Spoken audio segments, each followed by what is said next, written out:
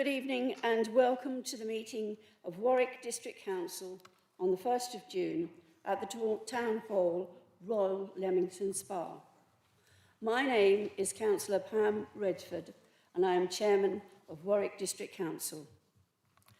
Before we move on to the main item of business, may I remind you all of the emergency procedure for the Town Hall. There are no planned tests of the emergency alarm. If the alarm does sound, everyone present must leave by the designated exit route via the main reception. If the preferred route is blocked, use the nearest sign alternative route. Do not use the lift. Everyone must assemble at the designated point, which is on Regent Grove. Members of the public and press should report to a member of the reception team who will be wearing yellow fluorescent jackets. Councillors and officers should report to the committee officer. Please do not re-enter the building until the fire officer has advised that it is safe to do so.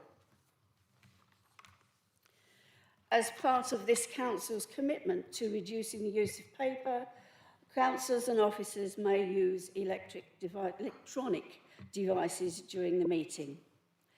We move on to item 1, which is apologies. Do we have apologies? Thank you, Chairman. I have apologies from Councillor Barton, Councillor Milton, Councillor Matetsky, Councillor Whiteman and Councillor Whiteman. Thank you, Ms. Leach. Councillor Collins and Councillor Russo as well. Sorry. Councillor Collins and Councillor Russo as well. Thank you.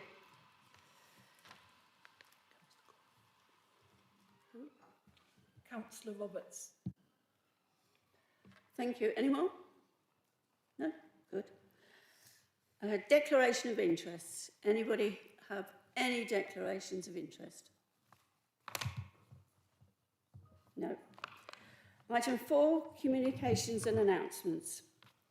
I have no business under items 5, petitions, and items 5 of notice of motion, and I am grateful to group leaders and portfolio holders for the undertaking for there to be no business for item 6, leader and portfolio holder statement, and item 7, questions the leader and portfolio holders, to enable us to focus on the main item of business.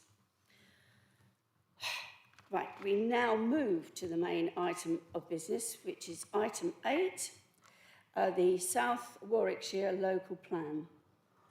The joint cabinet recommendations, as we are all aware, this will be the most significant decision we can take as councillors during our time in office.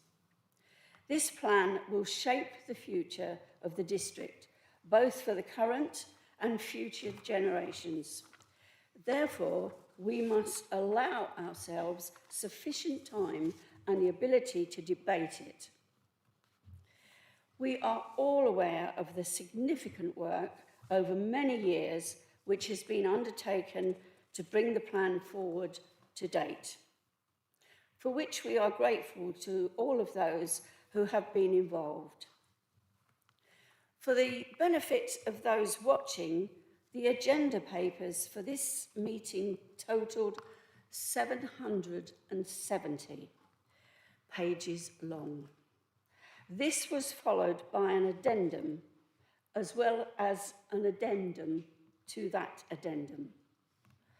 Over 150 pre-meeting questions, 6 hours of review by Council's Overview and Scrutiny Committee, and also consideration by the Joint Cabinet last Thursday. In addition to this, I am sure I am not alone in having received many emails, letters, and phone calls on the subject of the local plan from all parts of our community. Councillors, we will have seen the recommendations from the Joint Cabinet Committee. that have been published which propose a revised way forward for us to consider. I also flag to you the guidance from officers received today, paper copies of which are in front of you.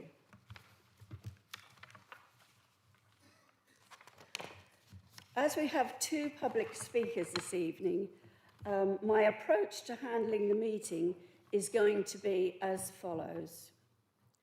Firstly, to allow as open debate as possible, I propose that Council Procedure Rule 13(5) be suspended to allow members to speak more than once on each motion proposed under this agenda item. With this in mind, do I have a seconder? Thank you, Councillor. Do I have any speakers? Can we take the vote? Everybody happy? Thank you. I will then ask the public speakers to address the Council for their allotted time of 3 minutes each. After this, as per the email to councillors, I will be seeking a proposer and seconder for each recommendation from the Joint Cabinet Committee as follows. 1, 2, 3, 4 and 5 individually. 5A and 5B together. 5C and 5D individually. 5E, G and H together. Then 5F, 5I individually. Then 6 to 11 individually. I will say I believe the significant part of the debate I expect to be around recommendations 5 to 5I. At this point, I would like to thank officers for their advice on each of the revised recommendations. It is much appreciated by councillors. I also appreciate there are a number of pre-scrutiny questions unanswered, and I have assurances that these will be responded to and included in future reports. If we decide to defer as per recommendations, are we all clear? Yes? Do any members want an additional time to read the documents received today? Put your hands up now or not say anything. Okay. I therefore call on our first speaker, Mr. Julian Philcott.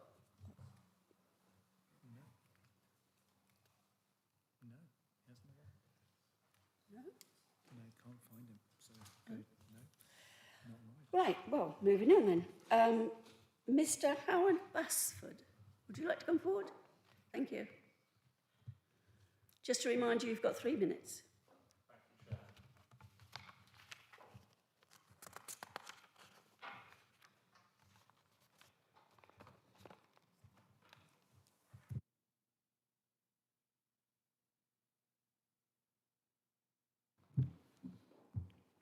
Chair, members, my name is Howard Basford. I'm a resident of Hatton, a member of Keep Hatton Station Rural, but I'm also the National Head of Planning for the law firm DLA Piper.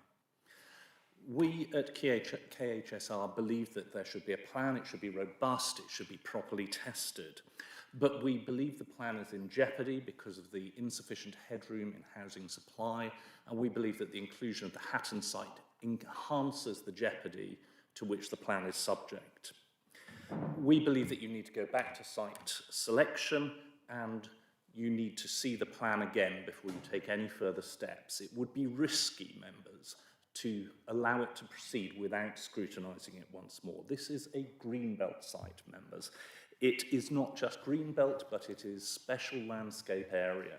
And there are other sites available, other sites that perform better. It is not Greybelt because of the issues with the station. This is a site, the Hatton site, with viability issues. We know it has viability issues because a 40%, not the golden rule 50%, a 40% affordable housing tariff is proposed. And that's clearly an issue for the Hatton site, but it goes to the plan as a whole. It is also the worst performing site in terms of sustainability, in terms of emissions. With other choices available, you would be selecting the site that is a stain on the district in terms of its performance. And it has considerable burdens. In addition to affordable housing, there is biodiversity net gain, there is internal mobility, there is on-site and off-site infrastructure involving the roads and the railway, all of which are heavy headwinds for this site. This is a car-based site. The ability to make the railway serve this site is a chimera. It doesn't really work. It cannot readily be made available for members of the public to use it as they would. It is difficult to enhance capacity without major upgrade works at Leamington Station, which this developer is not proposing to fund. And it is contrary to your public sector equality duty. In terms of equality, you're rating it green for disability. In fact, disabled people would not be able to access the station. All of this jeopardises the delivery of this site with a large number of houses. At examination or in delivery, it may fail. Stroud lost its plan in virtually the same circumstances, almost identical. You do not want that to happen. You do not want this plan to fail. We do not want this plan to fail. And we do not want this reputational issue to affect Warwick District Council. Thank you, Chair. I am available for questions if that assists members. Thank you, Mr. Basford.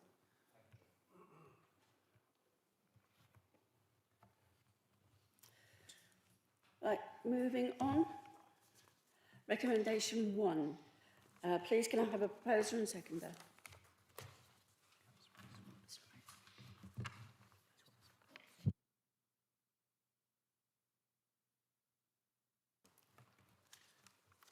Do I have a seconder? Thank you. Councillor Owen.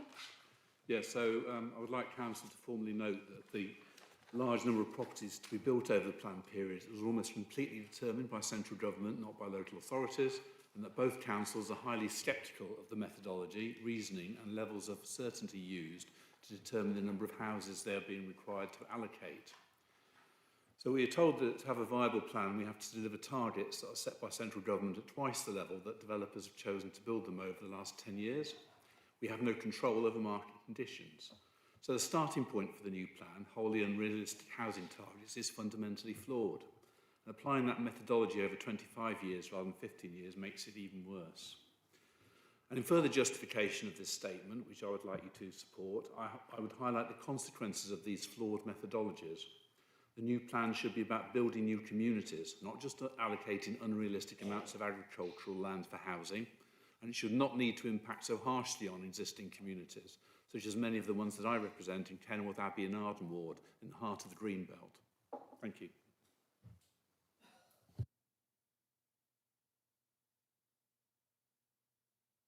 Did you want to reserve your right to speak?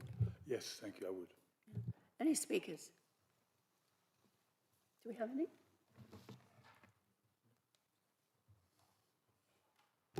I'm happy to offer this and present it to the House, to the committee, sorry.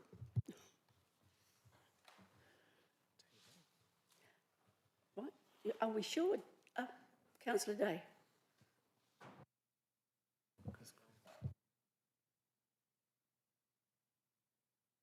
You're a bit behind the drag here. Councillor King has already... Sorry. I have this from the chap on my left.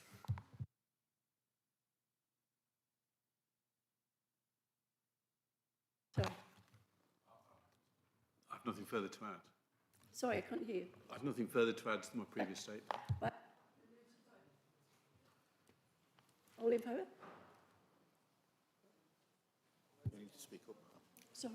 Speak up, people can't hear. Sorry. I thought we could. Those in favour? Are those in favour?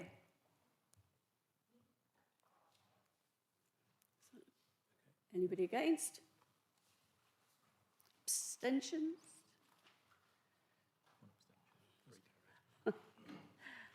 Seems like that's carried. Thank you.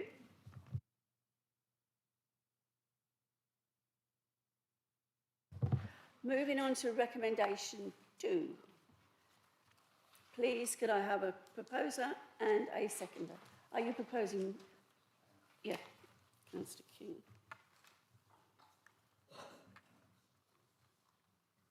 Councillor Davis, seconded. Yes.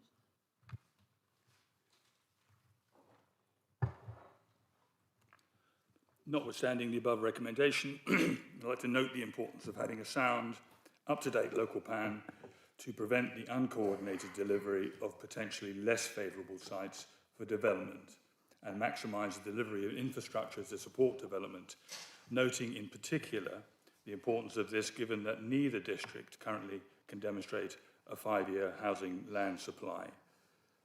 This point has been made a number of times over the last 18 months, if not longer. We have to put this plan through. We cannot expect it to be the best and to tick all the boxes we'd all like to be seen, because if we don't get it through, we're going to be at the mercy of developers, and that would put the whole district into jeopardy and give us hardly any control over what's going to be happening in the future. So I recommend this wholeheartedly. Thank you, Councillor. Councillor Davison, do you wish to reserve your right to speak? Yes, please. Any speakers? Councillor Chilvers. Thank you, Chair. Yeah, I walk around and through many of the sites that are proposed to be allocated in this local plan, and to be honest, I find it heartbreaking to think of them being concreted over, because once we concrete over our countryside, it's gone forever. We don't get it back. I think there's a sign up there reflecting that. And so I'm horrified by what central government are forcing us to do. But the problem is that we're in a bind because, as recommendation 2 says, if we don't do it, then developers can go higgledy-piggledy wherever they want across the countryside. We get even more urban sprawl. We get even less control about where things go. So we are forced to allocate the least worst sites. But I think it's my moral duty, if you like, my duty to make sure that we minimise the amount of green fields and countryside that we do are forced to allocate. And we do that in whatever way we can by obviously allocating brownfield sites first and maximising that, and also maximising the density of sites, especially near things like railway stations and things like that, which we'll come on to. So I speak in support of the recommendation, but with a very heavy heart. Thank you, Councillor. Any other speakers? Councillor Hayes. Thank you, Chair, and thank you, Councillor King. I don't disagree in terms of what's said. I would just put on record that actually sometimes you've got to have the right plan rather than say have a plan. And I think actually the danger we have at the moment is it feels as though we not the gun to our head, because that's the wrong analogy, but there's no point sitting here as a council and saying, you know, we don't want to do this, we don't like it. Actually, if this isn't the right plan and we don't believe it's the right plan, we in essence are putting to the residents not only for now but for the next 25 years that actually there's a plan in place, because we have to have this plan. I don't disagree that we have to have a plan in place, but I suppose my query back on this is actually you have to have the right plan. You can't just put a plan forward and say, sorry, is this the least worst option we've got? Because we have a duty not only to our residents but also to our future residents who come to the area to say this was the right plan that we put in place at the right time. So I think it goes back to one thing the speaker said before in terms of the options viability. So I don't disagree, but my worry is when we're saying we have to have a plan and therefore we will make decisions because of that. You've got to have the right plan, would my view. Thank you, Councillor Hayes. Any other speakers? Councillor King. Did you want to say them? No. Any other speakers? Councillor Curler. Thank you very much, Chair. I understand entirely the sentiment of this. However, that is somewhat loses its bite when sitting in North Leamington we'll be completely surrounded by sites. So how can no plan be worse than that? We've already got, according to what's in the proposal currently, as bad as it can possibly get. So it kind of loses its bite, though I do understand the sentiment of the statement. Thank you, Councillor. Any other speakers? Councillor Armstrong. Thank you, Chair. I just want to point out the recommendation also says that it's the importance of having a sound local plan, and given the amount of evidence that we've had at the last minute and the shocking state of some of it, I'm not fully convinced that the plan we see is sound yet, and I think that's a big concern that needs raising as well. Thank you, Councillor. Councillor Gifford. Thank you, Chair. Yes, I think we are where none of us really want to be at the moment. And this sort of local plan, this has been delayed, and yet somehow seems to be being rushed as well. But one reason for going for the 25 years was to have a large enough and fully sustainable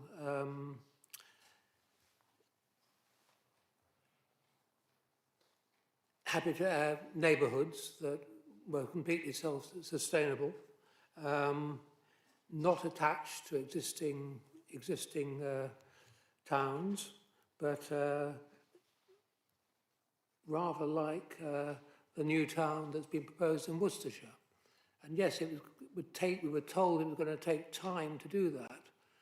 We haven't actually got that now.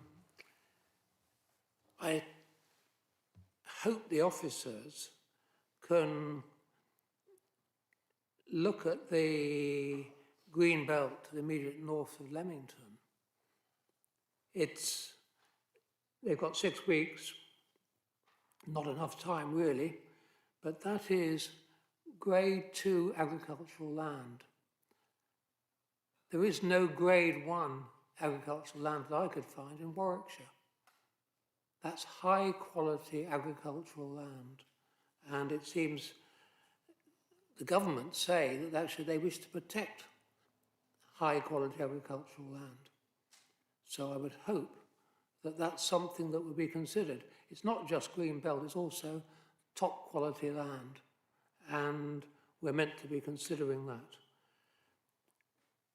Old Milverton and Blacktown Joint Parish Council, a year ago, sent a copy of a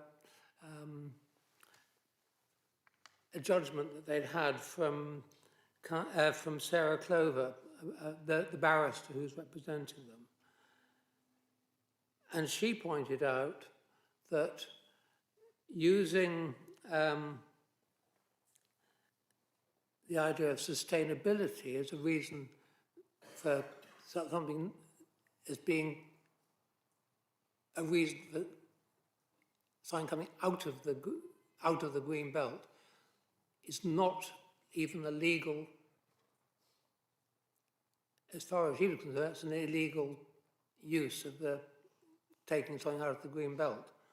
Now, I just wonder whether she passed that on, that was passed on by Old Milverton and Blacktown Parish Council to the officers, who I assume, and the Parish Council assumes, they passed it on to their KC, who's operating on behalf of Warwick District Council.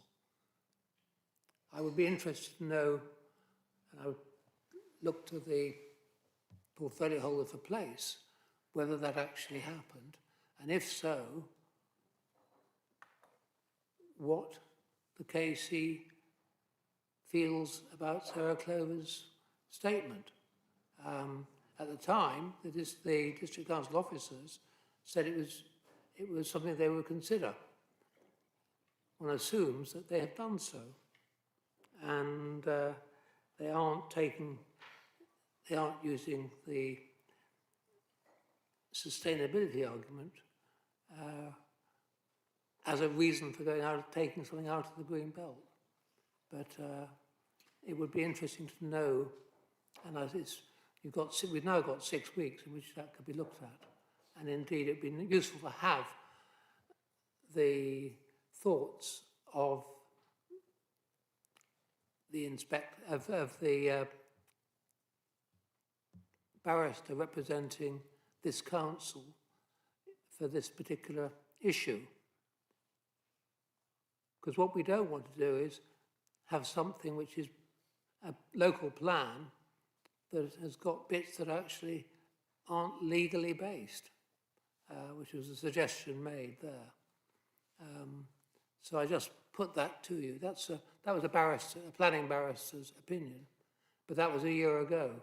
So things obviously have moved on, and I'm aware that the government keeps on changing the rules, and the a new MPPF is due in the summer, and that's likely again to make things more difficult rather than easier, because the government does seem to be listening to developers rather than ordinary folk. But I will leave those questions. Could the officers look at the green belt and look at the agricultural land in the green belt, and also look at whether they've actually got it right in terms of the reasons for taking the land to the north of Milverton out of the green belt? Thank you. Thank you, Councillor. Any other speakers? Councillor Bowd. Thank you.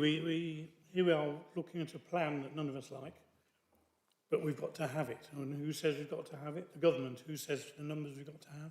The government. Who says we can't have net zero better improvements?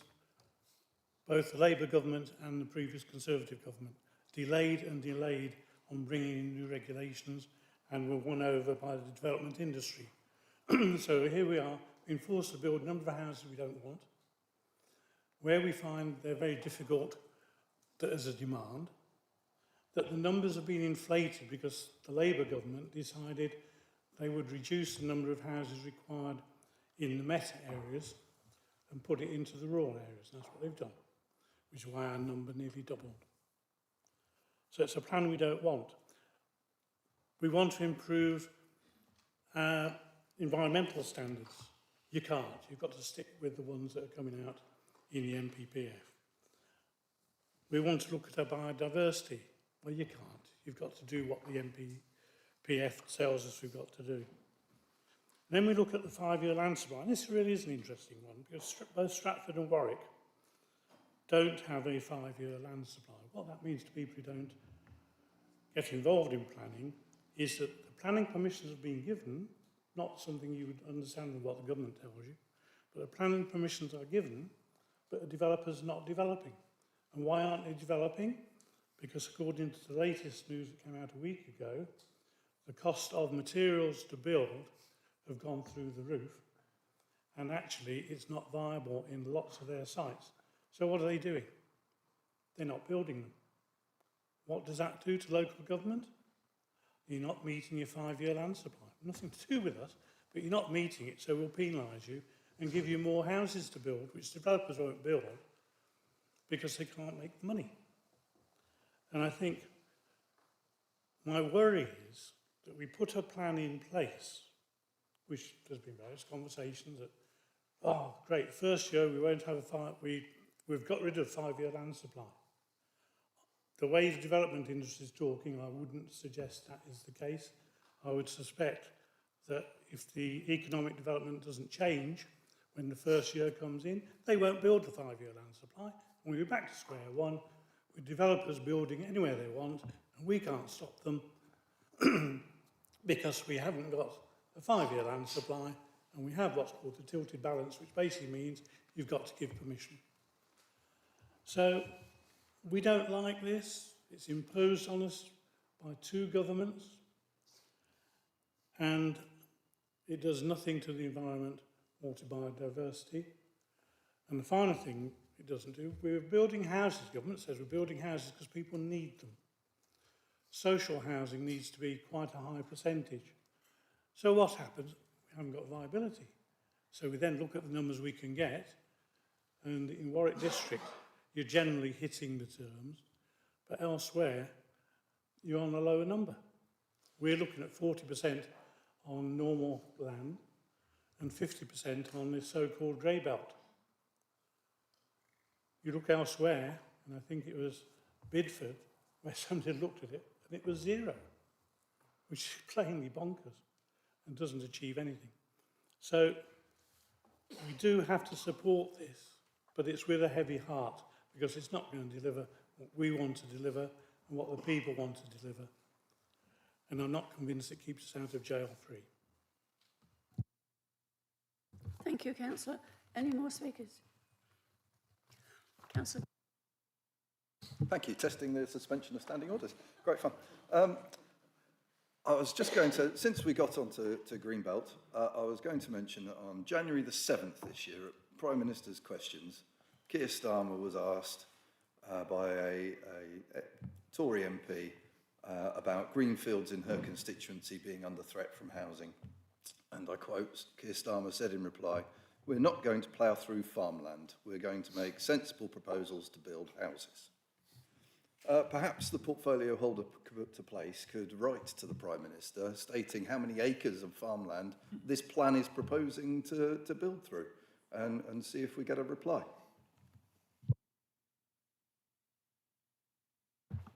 Thank you, Councillor. Any other speakers?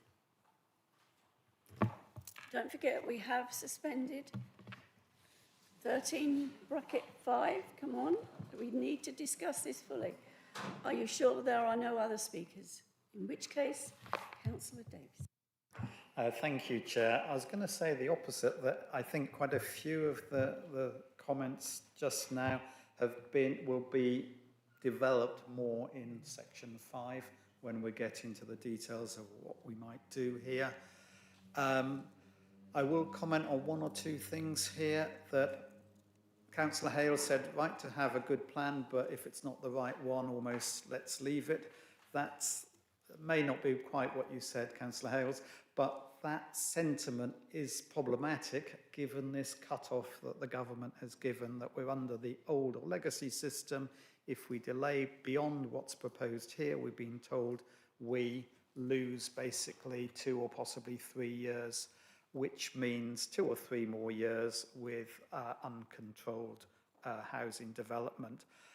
Somebody else said, I think as Councillor Kohler said, it can't get any worse in North Leamington. The benefit of a plan is not that you don't get the houses, because the developments are going on there, but there is an element of being able to plan them where the schools will go and so on, so there's more chance of infrastructure. It's not great. We've all heard the difficulties of the situation before us, but without a local plan, it's much, much harder to get the infrastructure. And I will talk later about 20-minute neighbourhoods. So, just one thing from Councillor Gifford. You said we have 6 weeks. Our officers just now have told us we have about 2 weeks, because once we've thought of some plans to do, they then need to check with sustainability appraisals and so on. And this gets us to the, yes, we could do this, yes, we could do that, yes, we could ask officers to do some more work on here, but there have been thousands and thousands of pages and huge amounts of money spent on this already, and we can't forever just say, oh, what about this, what about that? We need to narrow down pretty quickly and choose what we believe are the least worst options. Thank you, Councillor. Councillor King. Thank you, Chair. Councillor Davidson has covered a few of the points. I would say to Councillor Kohler that I would do that, but I think I have better things to do with my time. I have been asked recently by our own MP to explain some of the thinking around the developments in North Leamington, which I'm about to do when I have time to get to that. So these are things which are our own government at the moment wants to know what's going on. the answer from us to our government, of course, is very obvious. You put this kind of onerous task to us, we have to deal with it in the best way that we can, and that is going to upset huge numbers of people. It isn't often that we get to speak on something which none of us in this room endorse, and it has been, particularly for the officers who have put so much time into this, but also for members, I could call it an uncomfortable, long period of time working on this plan, because we know the further down the road we've gone with it, the more unrealistic, how unrealistic it is, and how difficult it is to answer any of the issues which Councillor Bode referred to with sustainability, net zero, all the things which are really, really dear to all of our hearts, because we're being pushed into a corner. That said, it is our duty to try and make the damage as painless as we possibly can, and that makes it really difficult, but also extremely important to make and balance all the various factors and hope that we come down as close to the line of least damage and most good as possible. But there are various things here which are extremely difficult to balance out. But that said, it is really important that as a council, we work together on this to push it through so that we aren't in a worse position, and so that the development that does come in the next few years over the plan period is development that we have actually had say in, rather than the developers themselves. And I offer this recommendation to Council. Thank you, Councillor. We move to the vote. Those in favour? Those against? Any abstentions? Thank you, councillors. Moving on to recommendation 3. Please can I have a proposer and seconder? Councillor King, which one's seconding? You're seconding, thank you. Thank you, Chair. This is just to note the importance of submitting a local plan to the Secretary of State by the 31st of December 2026 in the light of the government's declared intention that local plans prepared under current regulations cannot be submitted after that time, and indeed if we miss the deadline, as Councillor Davidson has just commented on, we'll be in a yet worse position. Thank you. Thank you, Councillor. Councillor Davidson, do you wish to reserve your right? the right to speak. Do we have any speakers? Councillor Day. Chair, I think it's important just to remind members that this was never the plan. We were meant to be going out for Regulation 19 consultation at the beginning of this year, not in the summer. It goes to the point which I've made in previous forums and committees, that this plan and the work being done on it has been expanding to fill the time that we have given it. Some know that as Parkinson's law. It's well worth a check. Very interesting chap, Parkinson, and he wrote a paper on the civil service back in 1955. Anyway, without diverting, I think it's important that we recognise that this was never the plan. In fact, the plan changed right from the beginning when we got in with Stratford to do a joint local plan, saving our residents in excess of £2 million in fees, and having now spent £2 million in fees, we are very much playing a game of snakes and ladders. If we do not get this done and submitted by the end of the year, we hit the snake and we go all the way down to the bottom of the board, having climbed so many ladders to get here. So it is absolutely imperative that if we are going to make the most of the investment that's been made, not just in money, but in enormous amounts of time from our officers and members, that we come together and we get this done. Thank you, Councillor Day. Any other speakers? Thank you, Chair. Just a request again. Has anyone from the council administration, have they written to the government to see if there's any wiggle room in the 31st of December deadline? Is there any lobbying that's been going on behind the scenes We enlisted our MPs in trying to do that on our behalf. And second question for you, if we do not make the deadline of the 31st of December and it is a cliff edge, have we started briefing ourselves on what the new process looks like?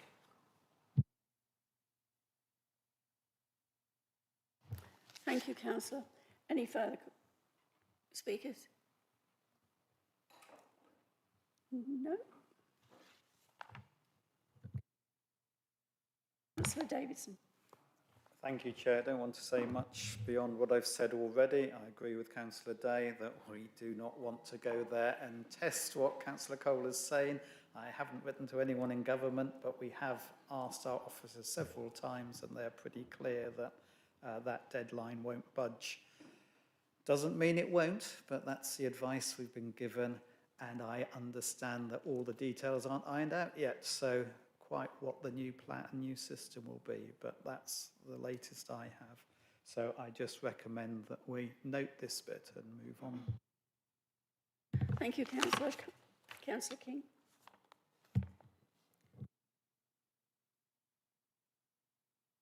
Those for?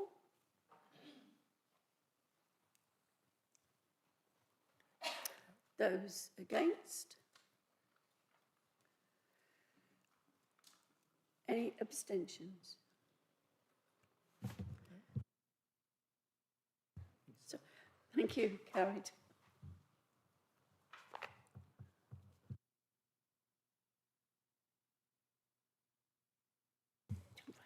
That's okay. No. Recommendation 4. Can I have a proposal? Councillor King. Councillor Davidson.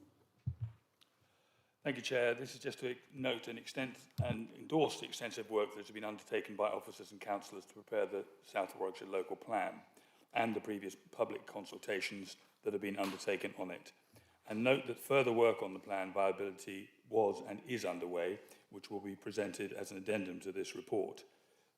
This recommendation was also in the original Joint Cabinet Committee report. Thank you. And I reserve my right to speak. Thank you. Thank you. Councillor Fell.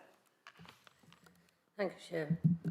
I came into this late. I didn't become co-chair until October, November time, and I could not believe the enormous amount of work that has been undertaken. Absolutely enormous amount of work. Pages and pages and consultants and an enormous amount of work. And since then, and I think before, the advisory group have been meeting weekly for at least 2 hours every week. And the chairs certainly meet before that. So I just want to acknowledge and thank both all the members of the advisory group, past and present, and the officers, because while there's more we would like to do, there's more we want to do, there's more we wish we could do, I cannot underestimate the amount of work that's gone into this. It's enormous. I've never seen so much work into one piece of work that the council do. Possibly the Gigafactory and the West Midlands combined money, but it's enormous, and that's why it's important that we all give this due regard and do say how we feel, because otherwise, why have we spent 5-6 years getting to where we are now and all the work that everybody's done? So I just want to endorse this. Thank you, everybody who's worked up to now. And it's, as I said, there's more to do, but they deserve the praise. Thank you, Councillor. Councillor Davidson. Thank you. Yeah, I support that endorsement, Councillor Falp. And to give an example of some of the work that officers have put into this local plan, over the last year, I have been raising the issues around lack of guidance on advertising and digital advertising in a local plan. Historically, there hasn't been any local guidance on advertising, and we follow national guidance that stipulates that planning permission for advertisement sites should only be considered on 2 narrow issues of harm to amenity and danger to road safety. Bristol City Council and Lambeth Borough Council recently introduced something in their local plan that demonstrates local feeling about outdoor advertising, and I've been working with the Leamington Society that have highlighted the true impact of excessive and cluttered advertising that can have in conservation areas, as well as the impact of digital advertising. A large digital advertising board generates enough electricity to power more than 11 average UK households, and if it was on full power, that would be 36 homes. A digital 6-sheet advertising screen that you might see outside a supermarket is enough to power 3 UK homes. You only have to walk through Leamington when it's dark to see the impact of light pollution from all the digital advertising boards. I have proposed much stronger wording on the local advertising that addresses issues such as cluttered advertising and policies to mitigate the impact on digital advertising, such as timeframes on when they should operate. However, like everything in this local plan, we are bound by the national government and national guidance. So officers have proposed some suggested wording, and I really want to thank them for their time on the proposed advertising policy, amongst other many pressing issues such as the housing allocation. And it is a shame that we are so bound by those issues that we don't get to focus our energy on other things like this that I personally think are very important, and I know other councillors have approached me on this matter as well. So yeah, I'm coming to you, councillors, to say if you do support this, please do get in touch, because I will be working with officers over the next few weeks to try and get as strong word in as possible. Thank you. Thank you, Councillor. Councillor Hales. Thank you, Chair. Just while we're thanking officers and obviously patting ourselves on the back for our work as well, I think it also in this, we should also just acknowledge the huge amount of work done by the parish councils, the town councils, the different groups as well, who've worked so diligently over the last 12, 18 months on this. Volunteers and people from different backgrounds who've come forward to put forward suggestions. So I think it's really important that while we acknowledge the work that officers have done, also in terms of the amount of information that's come through, I know through the public consultations, that's fed back as well.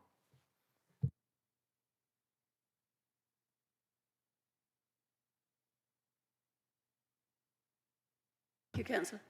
Councillor Dixon. Thank you, Chair. Yes, the proposal talks about the extensive work undertaken by officers and councillors.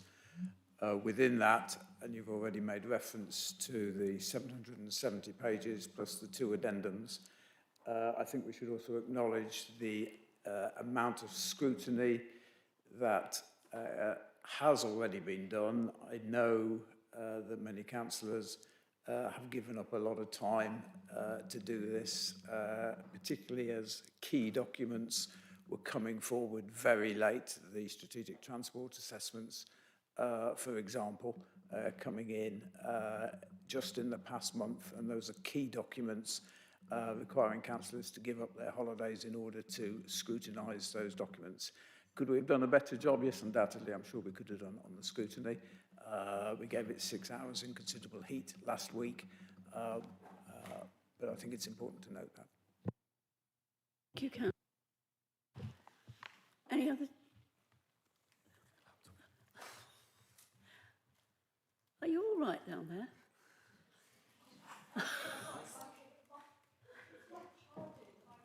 Right, okay. Just mind your head. It's all right.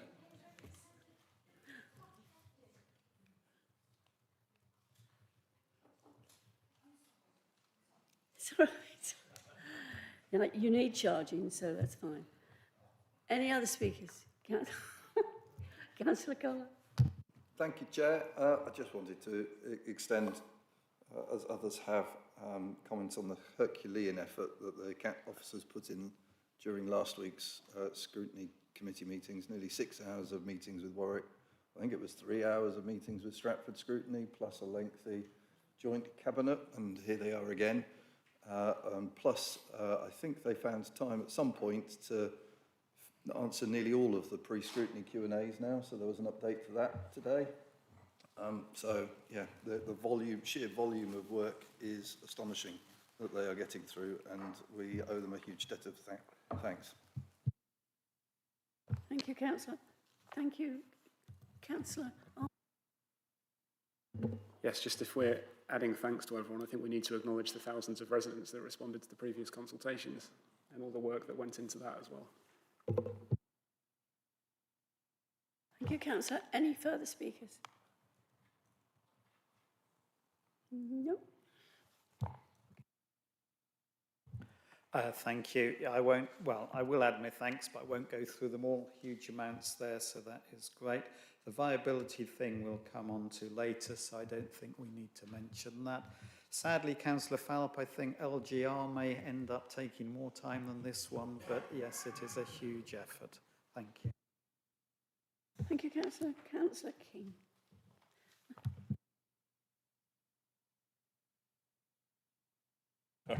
Yes, I'd like to offer this recommendation as written to Council. Thank you. Thank you, Councillor. We can move to the vote. Those in favour? Those against? Those who wish to abstain? No. Thank you. Moving on to recommendation 5. You're going to... I would like to propose this recommendation. You're proposing. Councillor King, seconding.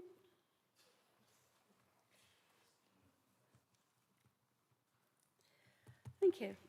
Now, do we have any speakers at this point? Nobody else going to have a go? Thank you, Chair. Okay. In terms of the thanks, I should also mention we've got Councillor Coucher from Stratford here, so it's great to see you. Obviously, it's working together, it's agreeing things. We do have slightly different challenges and so on, but I thank you very much and spending your time coming here today. As I understand it, Chair, we're discussing the first bit of recommendation 5, which has got 2 basic things in it. The main one is to delay the going to the Reg 19 consultation. And the reason for that, I think a lot of you've already discussed, but it's the subsections coming down. These are the key things that we feel a little bit more time is important to do. I don't think I'll say much more now because those are the things and we'll discuss them separately. But our view was we owe it to residents to have a good shot at trying to make this better. It won't be perfect, it won't answer everybody's questions, it can't have massive changes, but we ought to have a little look more to try and resolve some of the issues, particularly for things that came through last minute that we haven't had a look and a chance to consider carefully. The other bit there is it says a minimum 6-week public consultation. That word minimum has been added from before because the statutory minimum is 6 weeks, but we may well be going to 7 or 8 weeks to give a little bit longer because the delay we're putting in here would put it over the summer holidays when the consultation happens. Thank you, Councillor. Now it's any other speakers. No. Councillor Boat. As no one else is taking the floor. I think this is the obvious thing to do, having seen the late information which came in on viability and all the other stuff. We need time to look at it and review that. I would like to have more than 6 weeks, but we've probably got 2. But it makes sense to defer it. It wasn't right to submit this now. Thank you, Councillor. Any other speakers? Oh, Councillor Armstrong. Thank you, Chair. On the delay, there are numerous issues with the draft plan as given, and I fully support delaying it to give some time to make some improvements. On specifically recommendations A and B, which I think is what we're discussing now? No? Okay, then purely on the delay, there's a point I want to make on that, which is that this viability report that we're told about in the addendum is the cause of a series of incredibly significant changes that we're being asked to make at the last minute. The majority, possibly all councillors, have not actually yet been allowed to see that report, and I'm incredibly uncomfortable making changes of this level without looking at this report and seeing the assumptions underpinning it. And I think this delay is the minimum we can ask for to allow that to happen. I'd also like to encourage officers then to make the report publicly available, or at least available to councillors as soon as we possibly can, and ideally in time such that we don't get it 2 hours before the next council meeting where we're making these decisions. Thank you. Thank you, Councillor. Any other speakers? Councillor Hales. Thank you, Chair. Just to concur is the wrong word, David, so apologies, but just to support in terms of what Councillor Armstrong said there, I agree entirely in terms of the documentation coming out in good time. I also think that we just need to be aware in terms of what's going to be achieved by this delay. I know the details below, but to actually probably set out to residents and to the groups in terms of what can be achieved in that delay. And I think it's just vital that we set expectations in terms of what can be achieved and what can't be achieved by having that delay period in terms of doing that. I totally agree with Councillor Davison in terms of the minimum of 6 weeks over the summer holidays. I think that's an entirely sensible option to take. But I'm just concerned that, you know, we need to set hairs running around what actually can be achieved by setting out that delay period. Thank you, Councillor Hales. Any further speakers? No. Okay. It's Councillor King. Thank you, Chair. Yeah, as to Councillor Hale's point, we were meeting actually immediately prior to this council to discuss how best we can cope with that. And one of the ideas is to actually isolate particular themes with officers and councillors who may put themselves forward as representation, if you like, for those particular themes that need to be looked at in this period. We, of course, acknowledge how tight this time frame is, but I think by breaking the work up into, if you like, cells, it's probably going to give us the best chance to tackle this, because it's going to be a tricky one. Thank you. Thank you, Councillor. Councillor Davidson. Thank you. I won't say any more at the moment, Chair, because we will go through a lot of them in the subsections here, but I'd like to propose this recommendation as set out. Thank you. We move to the vote. Those in favour? Those against? Any abstentions? Thank you. That is carried. Now we move on to the nitty-gritty, which is recommendation 5A and 5B. Proposing.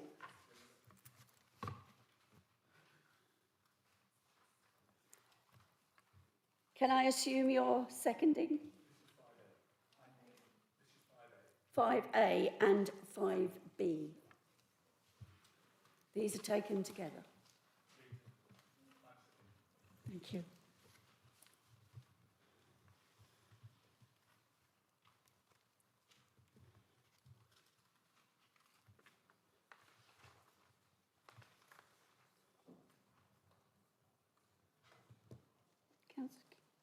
Thank you, Chair.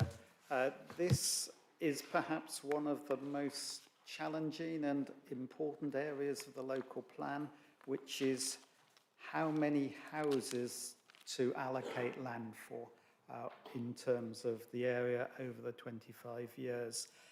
Clearly what the government wants us to do is put lots and lots and lots, and therefore developers can build almost wherever they want. And I would use the word cherry pick, so they'll do some bits of sites, some that we think will be coming forwards won't, because there's a better option somewhere else, and so on. And of course, there's the challenge that of what the market can supply. So each site doesn't act independently of the other sites.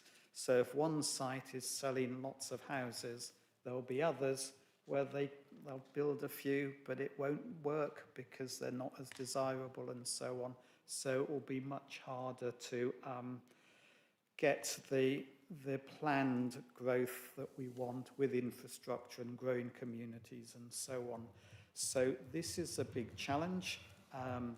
You will have seen in the issues and risks that were given out today that officers are advising don't cut it too fine. Put plenty of houses in.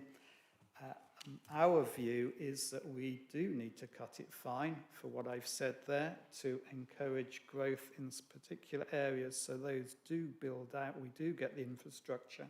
But also we owe it to residents that we've heard already people saying don't build on this green belt, don't build there and so on.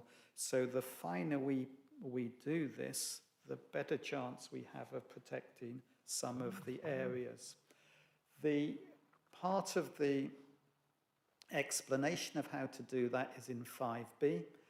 You'll have seen it says capacities of the strategic growth locations in Warwick District are amended to be the developers' number of dwellings. This is because of the sites that are selected. Obviously, there's been dialogue between the developers and officers on the numbers that they think are viable or are feasible on those sites. But then officers have been cautious, thinking may not be that many, and revised them down, in some places considerably. What we're proposing here is not to do that revising down, because that is roughly 2,000 houses difference, which is a huge amount. That's either lots of little sites or a big site, and that we use those to take some sites out. That's the principal mechanism there. Officers are telling us that's a high risk. I'm very pleased that you'll remember in the pre-scrutiny questions, I said, well, what's happened in the current local plan going out? And I am going to cherry pick a number here, if I can find Europa Way. Yes, land west of Europa Way, HO1, allocate 1,210 houses. The projection at the minute, I think I may have got this wrong, officers, is 1,825 plus another 652 maybe coming on stream.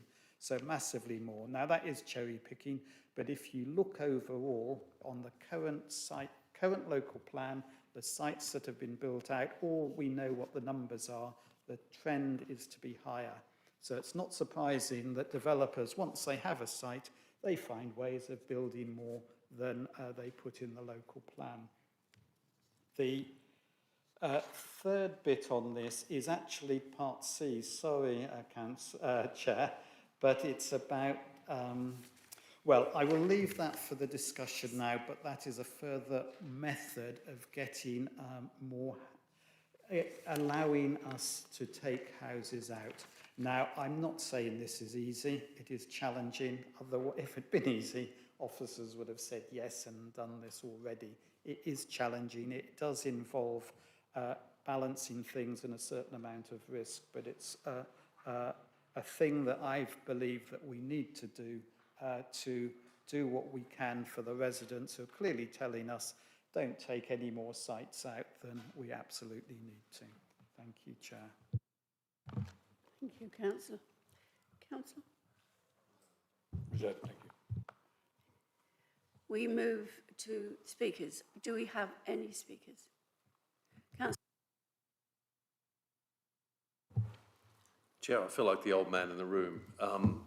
Scars are still fresh, actually, from the 2017 local plan, which, by the way, required headroom. We tried it at 5%. The inspector settled at 7.5%. And then, of course, the developers came along and still went for more houses on the sites. And we still end up without sufficient 5-year housing land supply because the government changed the rules, as they will do again. Whichever government, because the whole point is about building lots and lots of houses. It's a silly game. The point I wanted to make, though, is that we shouldn't forget that the ultimate test here is going to be first the inspector and then the Secretary of State. And again, referring you back to the 2017 local plan, we ended up having to take, after agreeing that local plan and submitting it with the inspector, going through all of that process, it went to the then Conservative, I hasten to add, Secretary of State, who decided that because of Coventry's unmet housing need, if you remember, we had to take another 1,000 houses at the ASPs, but without the careful planning for infrastructure, which is still a great blight on our community now as we try and compensate for that. The reason I say that is that I don't think we should be shy here. We need to make sure we get this plan past first the inspector and then the Secretary of State. Just being clever with our homework isn't going to do that, and we could well have it thrown back in our face. And you can expect all the arguments from other site promoters, etc., to support that view.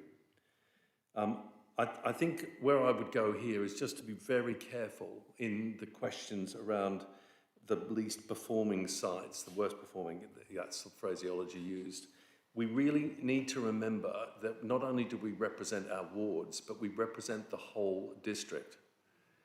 And we need to see things in the balance. Now, this is coming from a ward member that's had, as I've said many times, to welcome one new family every day for the past 10 years, moving into Bishop's Tatchbrook, over 3,500 new dwellings. And the impact of higher densities, whilst what might work nicely on the arithmetic, we need to bear in mind the impact that will have as our capacity to build new communities, which is ultimately what a good district council does. So fairness and putting aside for one moment our preferences to save sites in North Leamington or Hatton or Bishop's Tatchbrook or wherever is going to be a real challenge for all of us as councillors as we go through these next few weeks. And ultimately, we need to get it past the inspector, and that's going to be a team effort because the inspector will be taking note and considering the points that we're making. But if we revert to political NIMBYism, if we think, there's a green ward, let's say, and I'm just picking on that because you're the administration, let's not put that ward forward because that will be in the best interests of our party. Believe me, that will not wash with the inspector. I just want to be realistic with those that haven't been through the next stages in the local plan making process. So whilst I can understand the cleverness of these calculations, and I do appreciate the idea of sweating the density question, if that's good English, I'm sure you'll throw it back at me if it isn't. I just would put notes of caution to support the advice here that we're getting from our officers. This plan needs to be well balanced, and it needs to be fair, and it needs to keep all the district together. If it falls solely in one area or just another, then I believe we will have failed in this plan, as I believed we did largely in the 2017 plan by having most of the growth occur to the south of the district. Thank you, Chair. Thank you. Any? Councillor Phelps? Thank you. Councillor Days said much of what I would say. Whether we like it or not, the inspector will decide. And the inspector will decide on how much headroom he thinks we should have. We have had long discussions at the advisory group. I think we started sort of 10%, came down a bit, went up a bit. And while I understand the reasons for bringing this and why we would like to do it, I have got serious concerns that the risk will be that the inspector will come along and say, sorry, you haven't got enough headroom, it's not viable, and you're going to have a big amendment to make. If you allow us, he might just say, no, I'm sorry, not enough houses, the plan isn't sound. So I won't be voting for this, A or B, because, sorry, was it B and C? Because I've got real concerns that the risk is too great to do it. I think, as much as I'd want to take some sites out, perhaps I'm biased, I haven't got very little land left in Whitnash. It's all been built on. There's a few green fields, so I can look at it, I think, with a clear head. I've got no, apart from one or two bits in Whitnash, I can look at it purely on whether this will make it a sound plan, and I do not think it will make it a sound plan by not being realistic about the sites we need in. Thank you, Councillor. Councillor Armstrong. Thank you, Chair. I appreciate Councillor Days and Councillor Phelps' excellent points, but my point is also about soundness of this plan. Numerous of the sites proposed here have significant issues. And that goes to the issue of soundness as well. To take one close to my heart, the Greenbelt removal justification is extremely weak when you look at the topic paper that was published at the last minute. It depends on an extremely subjective assumption of sustainable locations and ambitions for so far non-existent railway services, or extremely slow ones. Beyond that, there's widespread viability issues for numerous sites across the plan. Beyond that, several residents in the last day alone have emailed me with multiple factual errors about several sites in the draft. There are reasons for many of these sites to actually damage the soundness of the plan rather than add to it. They add housing numbers, but their justifications and the legal basis for them are unclear at best, I would say. And so I support this recommendation, not only to try and get rid of a few sites, but to give us the option for protecting further greenfield, which apparently the government wants as well, and avoiding unnecessary mass delivery where we'll end up with more than we actually needed to allocate, even on top of the excessive numbers that are being pushed on us. Thank you. Thank you, Councillor. Councillor Chilvers. Thank you, Chair. As many of you have pointed out, I think, Councillor Phelps, you said this is difficult and it is not without risk, but I think we absolutely have to turn over every stone over the next couple of weeks to try and get the most robust, lowest number of sites possible next week. And it's not simple because there's a number of overlaying factors in numbers in terms of, you know, the developer number is mentioned here in 5A. I'll save my comments on density to 5C, but, you know, there's a whole number of things that we need to layer on top of each other. And that is going to be some really difficult conversations over the next week or two. But I think we owe it to the residents, we owe it to the future generations in terms of protecting our countryside to do everything we can to marshal our resources and our arguments to get the most robust figure that we can at the lowest number. Thank you, Councillor. Councillor Phillips. Thank you, Chairman. I'm coming at this from a much simpler point of view here. If I've understood this correctly, the inspector has suggested that 1.3% is not a sufficient headroom. So the first thing we do to address the lack of insufficient headroom is take 2,000 houses out of the plan. That seems to be going in the completely opposite direction to the direction we need to go in. In addition, we've been told that we're going to take the worst performing, and I'll be very interested to hear the portfolio holder's comment. What does he define as worst? It's not clear anywhere. Is it just because it's on green belt? In which case, would you take Hatton out because that's purely on green belt and doesn't have a station that works? What are the criteria that are going to be used? At the moment, we've got a woolly proposal, and I think I'd like some significant clarity or some much greater clarity on what the word worst means before I can support this part of the motions. Thank you, Councillor. Any more speakers? Councillor Howard. So, hand, Councillor Keller. Yeah, no, I'm just asking if you want to speak up. Go ahead, Councillor. You had your hand up first. Oh, sorry, Philippi. Thank you, Chair. Sorry, thank you, Councillor Keller. In terms of my query on this, I agree in terms of what Councillor Armstrong's saying, in terms of the information that's been available, and it feels as though we're almost trying to square a circle by putting this recommendation in, knowing that actually it won't be down to us as a council to go and sit there in front of the inspector, it'll be down to our officers. And I remember the really good work that Dave Barber did in the 2017 plan. But it feels to me that what we're trying to do here is we're trying to make something good, when fundamentally we've got something that doesn't work. We've got a plan in front of us that actually has so many missing areas and so many questions that when you're questioned by residents or by different groups, you can't give answers to it. And so what we're trying to do here, and I understand in terms of the logic behind it that Councillor Davison has outlined, is actually we're trying to make something good. So we're trying to hand in homework to a teacher when we know in terms of what we've done isn't right. And then we're trying to say, actually, you know, it is right, because we're trying to make it right and set in the back end and do that. So that's why I struggle with this. To Councillor Thompson's point entirely, there's so much missing information there. We haven't got viability, so it's being available to the public. What is worst performing sites? How are we going to judge that? We're trying to do this in a really short period of time. And actually, is it achievable for the officer then to go and sit there in front of a planning inspector and say, this is what the council thinks is right? And it just feels to me we're setting our officers up to fail on this. So that's why I struggle with it. I understand the logic and sometimes what you're trying to do, but it comes back to this: what is the worst performing site? How's that going to be judged? And it isn't in here as far as I can see. And if it is, I apologise entirely, but I can't see that in here in terms of how it's going to be judged. Thank you, Councillor. Councillor Cole. Thank you. I would add to that, who's it going to be judged by? So in terms of worst performing, I agree wholeheartedly. It's not defined what that means, but it's also what process are we proposing to go through here over the next couple of weeks?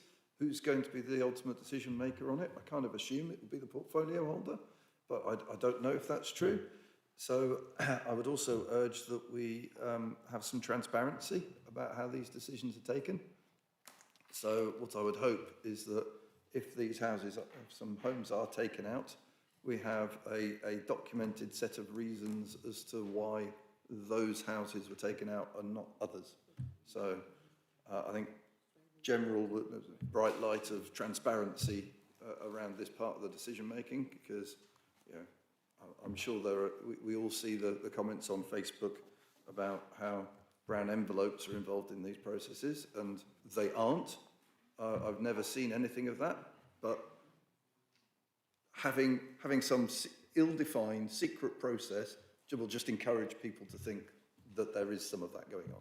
So for those reasons and many more, I would just urge complete transparency around this.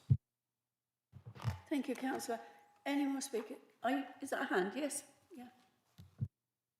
Sorry to go twice, Chair, I'll be quick. Just a quick response to some of the options about choosing sites here is that a suggestion that seems sensible to me and one I raised at scrutiny is that if there should be any judgment of worst, it should be around how they relate to the soundness of the plan. So which sites are the most unsound and how can we judge that? A difficult one, but somewhat better than just saying worst, I would hope. Thank you, Councillor. Any more speakers? Councillor Phillips. That still doesn't give us the clarity of what the definition of worst is and what criteria are going to be used, exactly as Councillor Hales has said. Thank you, Councillor. Any further questions? Speakers, I beg your pardon. I should have known. Councillor Cole. Since we're bending standing orders today, perhaps we could invite the leader or the portfolio holder to say what they mean by worst performing sites, and then without concluding the debate, so that then we can come back again. Are you prepared to answer that? Thank you. If you'd like, Chair, yes. I would. Gosh, I didn't think we'd get into this semantics in that it says some of the worst performing sites, so it wasn't saying, but officers, as you know, or those on the advisory group know that there are criteria and that they've used those to assess sites, and that's how they've done it. And I'm sure they'll tell us, you could invite them if you wish, Chair, that it's not a simple algorithm, because there is some judgment of them as professionals on how they're doing that. The other thing that is obvious here is this is work asking officers to do this work, and it will be negotiation. It will be pretty frantic in the next few weeks with councillors, and Councillor King has said a little bit about trying to involve all parties in that if they wish to participate. So so Councillor Phillips and Councillor Falp, in terms of I'm not going to vote for it, I think, well, you can vote now as you wish, of course, but the actual key decision is the next full council, when it's the proposal, presumably, is these sites should be taken out because of this reason, and this is how the numbers add up. So again, tell me if I'm speaking too much at this point, but Councillor Phillips said we're removing 2,000 houses. No, we're not, because several are going in and some are going out, and you want to see how many are in and how many are out and how it affects the headroom. So you'll obviously want to see that before you vote on it. And it's a bit of speculation what those numbers will be, because we need to get that plan. But what this recommendation is proposing is for officers, with involving council as well, is to work incredibly hard over the next few weeks to see if that can be done. And that's why I go back to, we owe it to our residents to give it our best shot. Thank you, Councillor. You didn't speak too much. Perhaps another time, but there you go. Have we got any more? Councillor Day. If I could come back, I think the leader was very helpful with those extra comments, actually. I think the concern I have, as I made clear in my earlier statement, is that the consideration really needs to put politics to one side, as hard as that is, that we should be looking to our officers who give us their dispassionate but professional view on the right mix for the whole district of site selection. but taking into account the further considerations which we are about to debate on around density, for example. I take on point Councillor Armstrong's concerns about the performance of sites, and I think this period also enables us to re-examine some of those outstanding questions that for Councillor Armstrong and possibly others have not yet been settled. So they too need to be settled. But I would like, if I may, Chair, to have the leader's assurance, as I think I'm about to get it, that this is not, the considerations here is not about politics, as in playing to local ward preferences. This is about getting a plan that works for the whole district. Thank you, Councillor. Any more speakers? Right, in view of there not being any speakers at this point, could I just, I'm sorry, gentlemen, this might be a bit of a surprise, but I wonder if you could just give us a view here on the how you define what an unsuitable site is, or however it was worded in the... If I could just say a few words, I think to address Councillor Kohler, I think the procedure for selection, whatever type of selection we do in terms of a weak performing site, would be no different from the procedures that officers have been following for the last year or so on selecting sites. There's no difference there. The criteria will be based on the same criteria that has allocated sites as they have been allocated at the moment, and decisions will be made, as Councillor Day has said, by the advisory group with the help of the portfolio holders, following the advice from the officers. And I'm sure, as with everything else we've been doing, these decisions will be made public at the right time. We can't afford to go into the next council meeting without having clarity about particular issues which are as crucial as this. Thank you. Thank you, Councillor.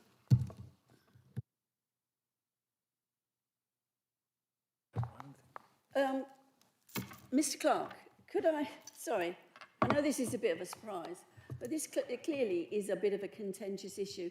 Can you briefly summarise what we're trying to ask here? Yes, I'll try. Obviously, a huge amount of thought and work and assessment has gone into the sites that we've brought forward. And of course, we've got to remember that the starting point of this was the spatial development strategy that sits behind the plan, which, as I understand, certainly in previous consultations and in previous times it's been considered, has had broad support. It's been supported by a lot of technical information, and I particularly refer you to the HELA assessment, so that's the Housing and Employment Land Availability Assessments. So that's a piece of work that brought together a whole load of issues around constraints and opportunities, but mainly constraints with any site, and did a sort of a scoring.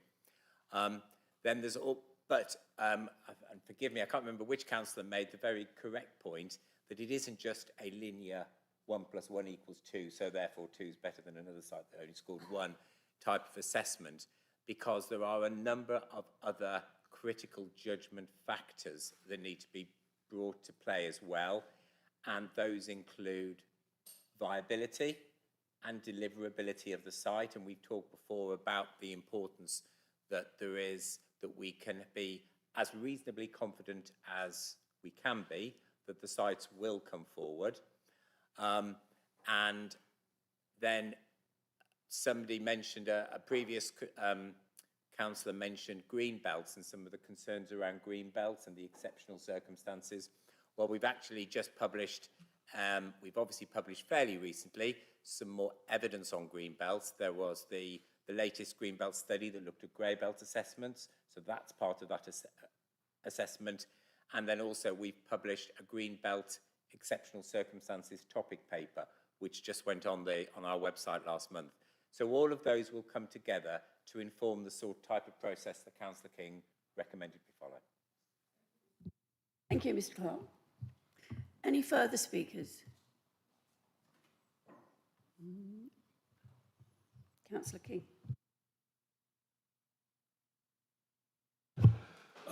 I'm happy to after the debate we've just had, to offer this as written out to council. Thank you. Okay, thank you. First of all, I will offer an apology that at the briefing in, I think it was March, there was headroom. And I thought, that's great. We've got a consultation coming up.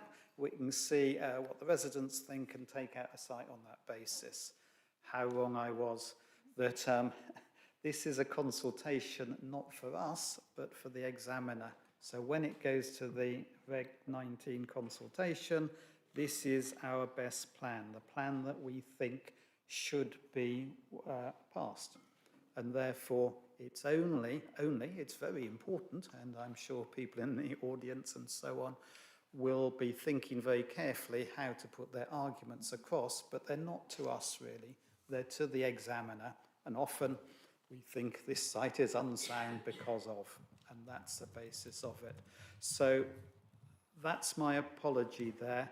Some of this taking out should have happened earlier, and that was my misunderstanding of how the process works. Several things have been raised here.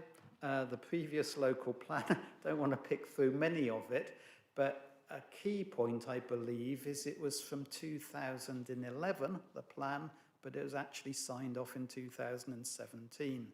So there was 6 years of no plan, which was horrific. I think we're all agreed we don't want to get in that position, or almost all of us, and therefore that hopefully isn't relevant here, but it's getting it through as before the end of the year deadline that we know. I will, just one more bit on it, is that our advice from our barrister, I hope I'm allowed to say this, is that inspectors generally have been instructed by government to try and pass local plans. Government wants local plans passed. Now, obviously, if we do something crazy, if we put half the standard numbers they've told, it will get chucked out straight away. We're not planning to do that. And so if on these, my understanding of it is that if we're a little bit, they think, over, not got enough headroom, I think, then they will ask for more. So that amount of wiggle room, if you like, gets tested at examination. So it isn't, this will be it, but this is what we think works. And if it isn't, the inspector will tell us and we will have to adjust accordingly. So on that basis, I'd like to recommend 5A and B. Thank you. Thank you, Councillor. We move to the vote. Those in favour?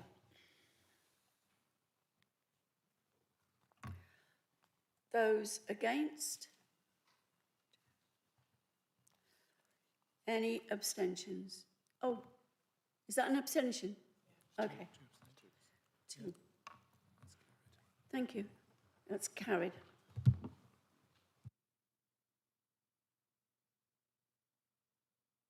Recommendation 5C. Do I have a... Are you proposing? And your second. I second and reserve my right. Thank you.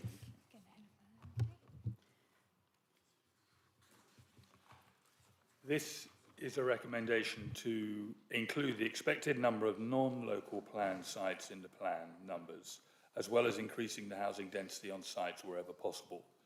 These changes are to provide headroom. Other than making it clear that, excuse me, we weren't for a while clear about whether the proposals which have come in, if you like, as a result of us not having a 5-year land supply, were able to be included in the plan and in plan numbers, and we now find they can be. So that is to put that into this recommendation. On most of the other issues around these 2 points we have been discussing considerably to this point in the meeting. Thank you. Thank you, Councillor. Do we have any speakers? Councillor Felt. Thank you. I can understand why this has been brought forward, but I've just got some concerns about increasing density. What exactly does that mean? Does that mean we're going to put a lot more flats on the site? So that's right or wrong, but are we going to put more flats? Are we going to have virtually no gardens on the site? I'm very lucky. I live in a 70, 80-year-old house, which has got probably too much front and back garden.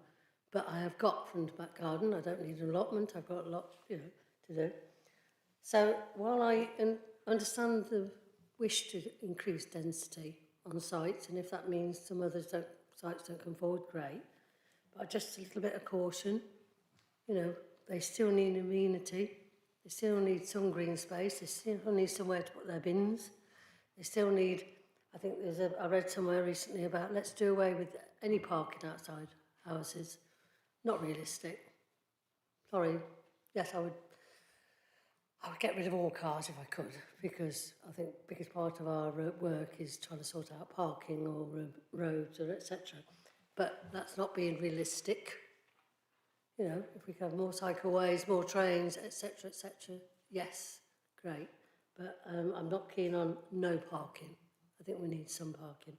Otherwise, you then got neighbourhood disputes because everybody's fighting to a little bit on the road and people can't get past. So while I probably will vote for this, I've just got a little bit of caution about, our living standards for the people who are going to live on in these new estates.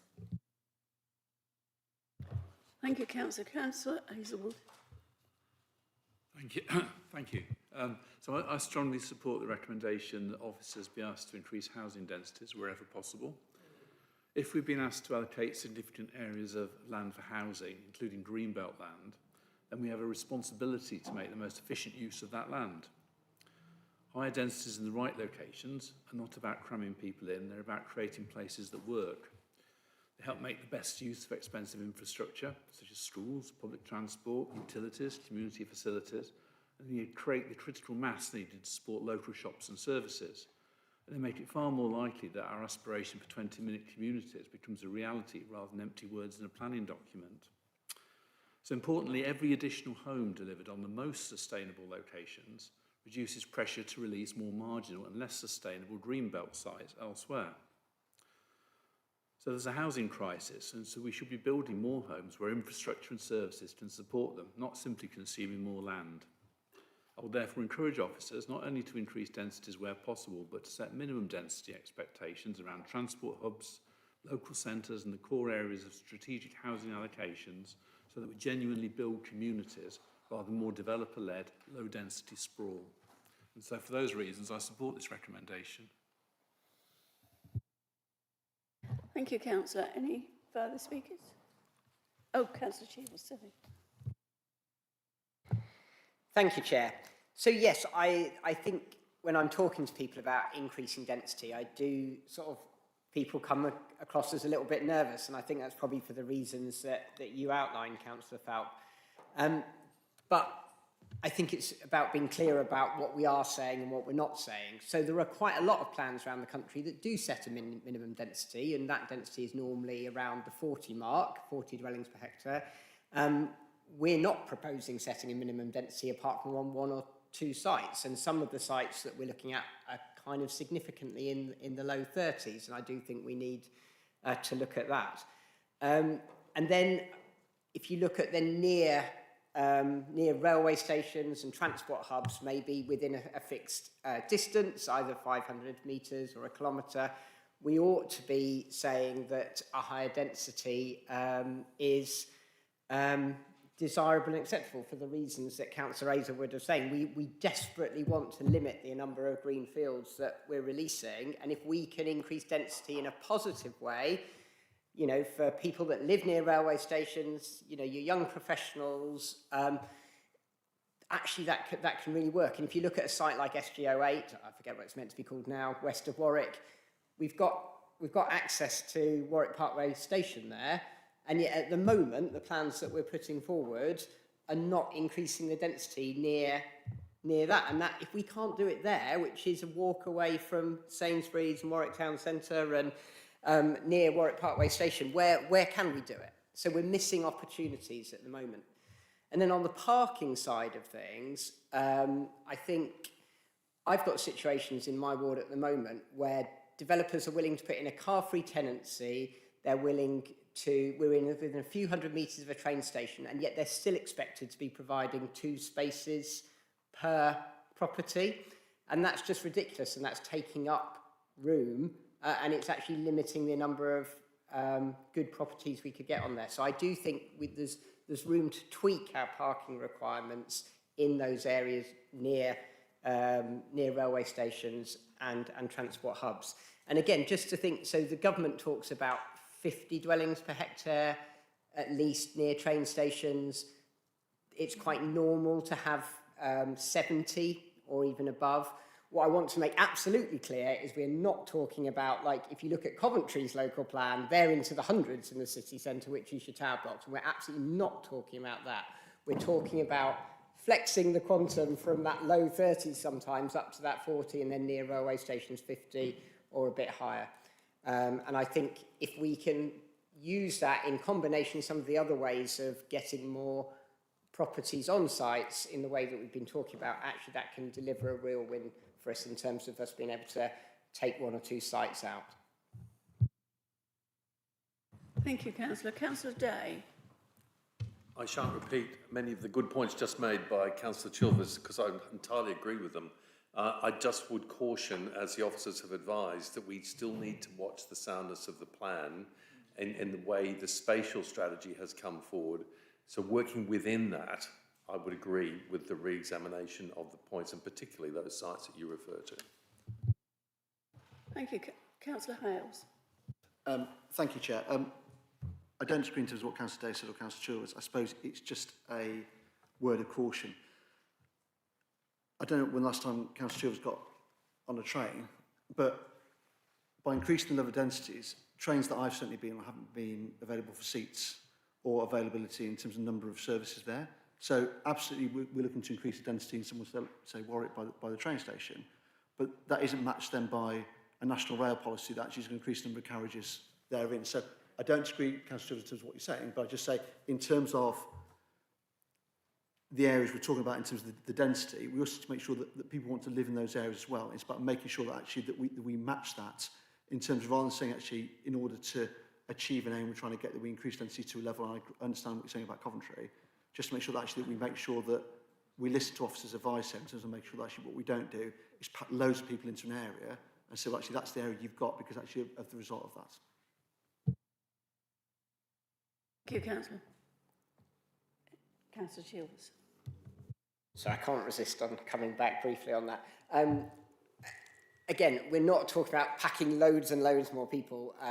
As I say, these are tweaks rather than massive differences. But I'll just refer you to what Councillor Azelwood says, that actually, yes, it is about transport hubs and railway stations, but that's where we can deliver the services nearby as well.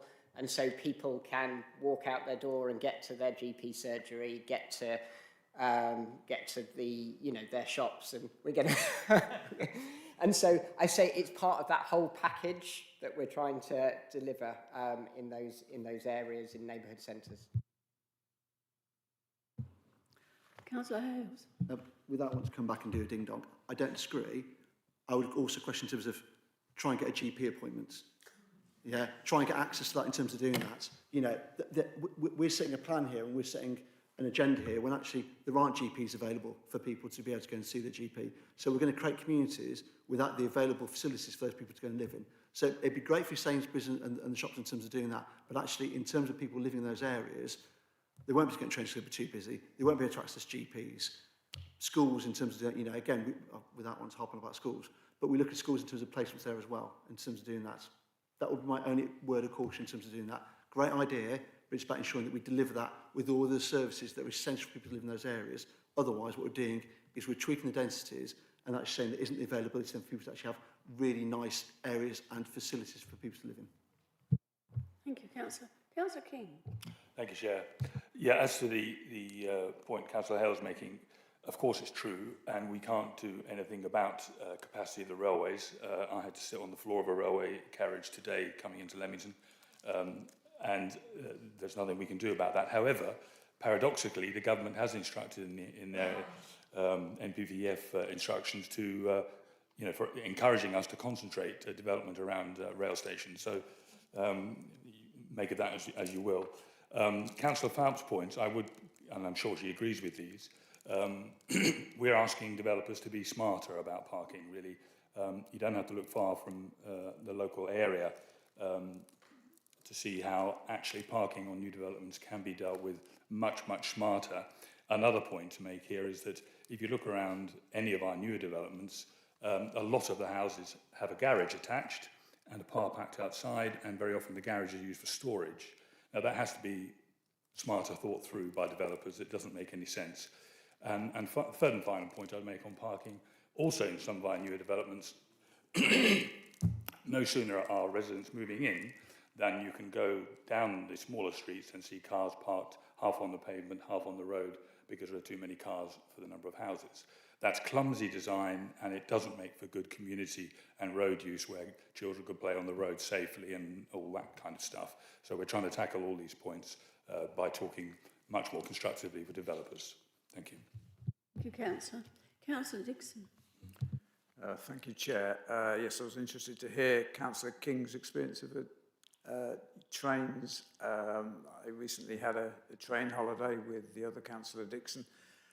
They work fine in northern Spain, absolutely no problems, both the high speed and the trundling ones, and also in France.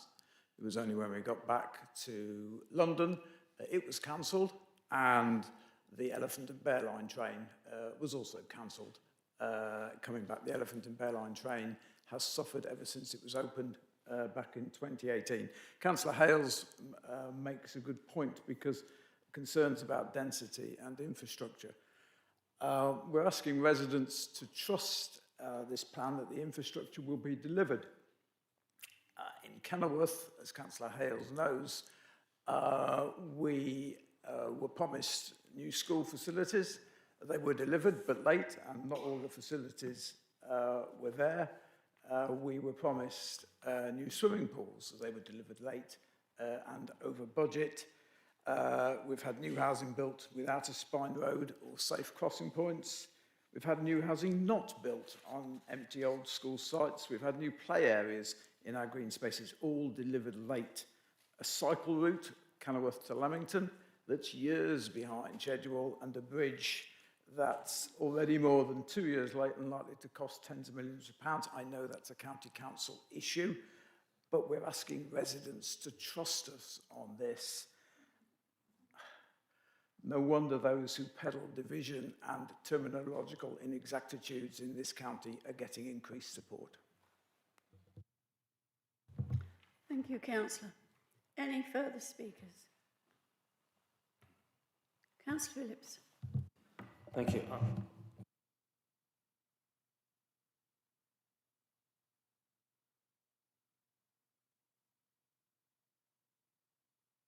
Apologies about that.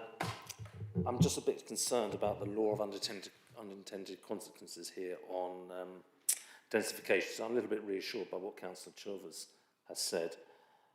Just simply, by densification, we have too many flats, we have too many houses with too small bedrooms, etc. I think more than one of you have heard me talk about the size of bedrooms and how small they are in many houses, etc. We'll find that the demand just isn't there for those properties, and that's going to make it less likely that developers want to bring those developments forward. So, Councillor Chilvers, I'm pleased to hear what you say about where the densification is going to be, but please, can we keep it along the lines you suggest, rather than building large blocks of flats in the middle of the countryside? Thank you, Councillor. Any further questions? Speakers? Okay, thank you. Councillor Davis, it's over Thank to you. I fear, I'm tempted not to say this bit, but I'm duty bound to, because in 5C, the first bit is expected number of non-local planned sites. And if you read the officer's concerns, they are very concerned about that bit. So I could sneak it in under the radar, but I think it's fair that you understand what the issue here is. You know that at the minute, we don't have a 5-year housing land supply, so developers are looking around and putting planning applications in all sorts of places. Now, some of them happen to be where the sites are that are in our proposed local plan, some are not. And some who are not in the, who are in sites that are not in the proposed local plan, because that's been published, will be thinking, oops, we better get in quick, because if we do, we can manage that. So what this is, this first bit of the proposal is that we should assume a number for that. Now, that officers are telling us is a risk, and I can accept that, but I would say it's a risk if we don't. Because if we don't, when we come to the examination, you've got, I don't know, possibly 1,000 houses extra in that are there, but they just go on top. That's just extra headroom. So that's the proposal there. I know it's challenging, and the officers and the barrister are saying, think about that carefully. So that you should be aware of ongoing that. Going to the density question, Councillors Hazelwood and Chilvers made strong arguments in terms of this helps 20-minute neighbourhoods, and this is the bit for the soundness of our plan. We should major on the key component of the plan, which is going for relatively large sites to build out, do what we can to allocate land for housing, schools, GP surgeries, shops and the like, and therefore with high density in the middle to encourage people to walk and cycle, thus reducing car use and congestion. So that's the plan there. Will it work? It's not going to reduce, it's not going to solve congestion, is it? But it can do a little bit to improve it. Will all the infrastructure be built on time?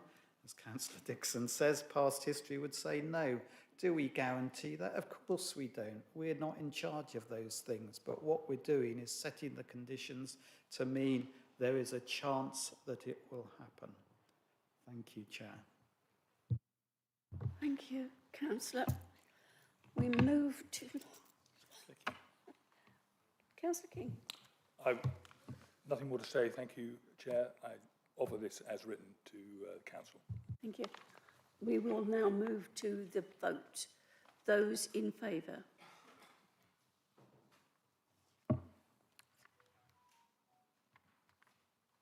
Those against? Any abstentions? That's carried. Thank you, councillors.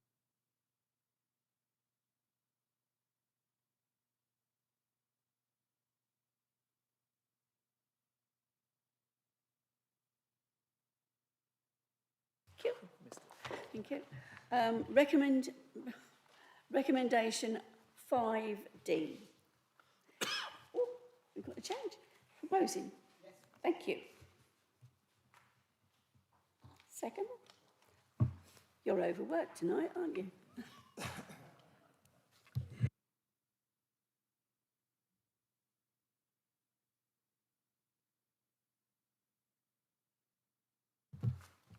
Thank you, Chair.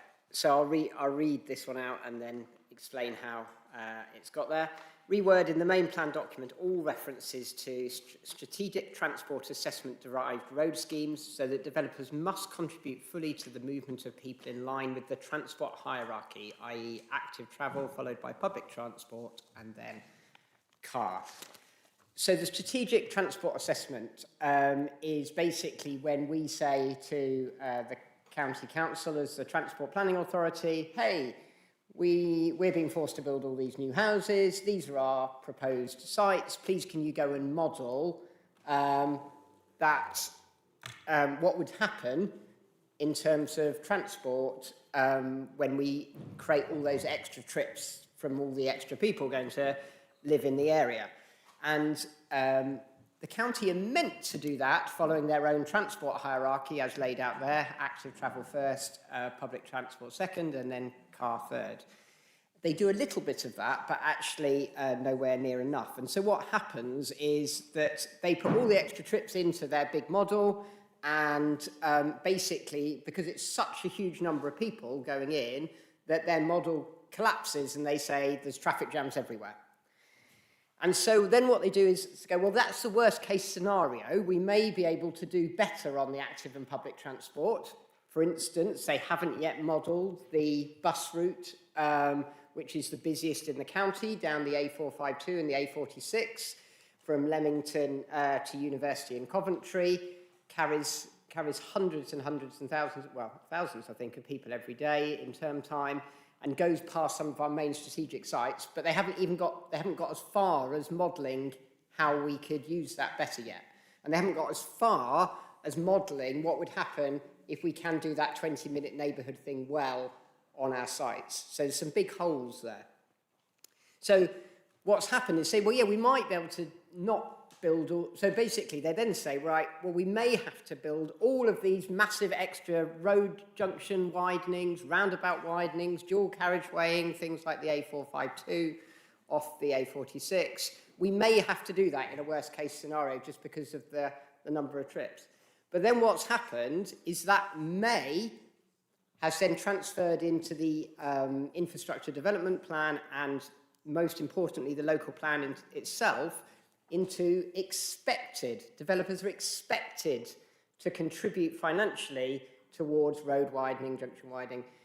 And that's I think that's a big problem because it's locking in, it's baking in that car dependency, that noise pollution, that air pollution for future generations by saying developers are expected to do it. And so what this recommendation is doing is saying, well, let's not bake it in now. We may have to do some of that road widening, junction widening. We may have to.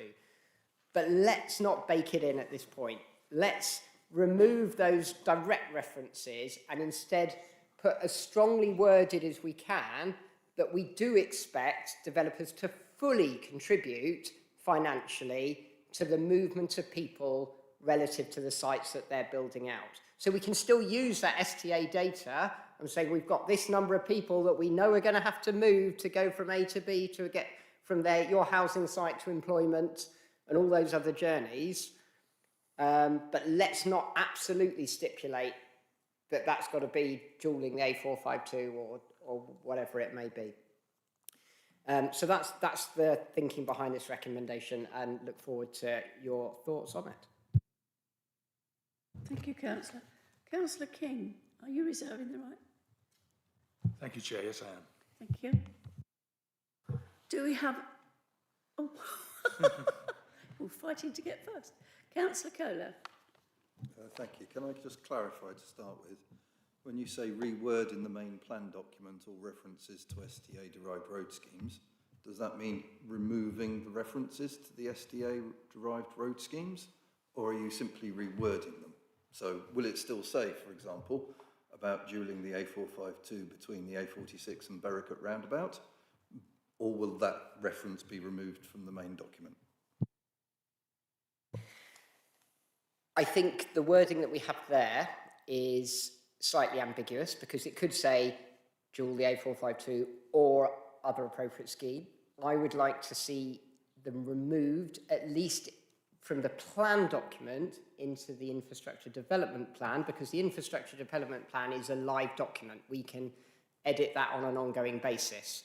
And I think there is some work that needs doing to the infrastructure development plan as what delivery plan, sorry, not development plan, infrastructure delivery plan. And so I do want to see some changes to that, but I think the main thing that we need to do is remove the baking in within the plan itself. And at the moment, you know, we've got to have these conversations over the next 2 or 3 weeks, but I hope that offers some clarity. Thank you, Councillor. Councillor Kohler. If I can come back, thank you very much. Thank you, that is somewhat helpful. I guess what I don't understand is how novel an approach this is. Are there other local plans around the country that follow this approach, or would this be an invention of our own?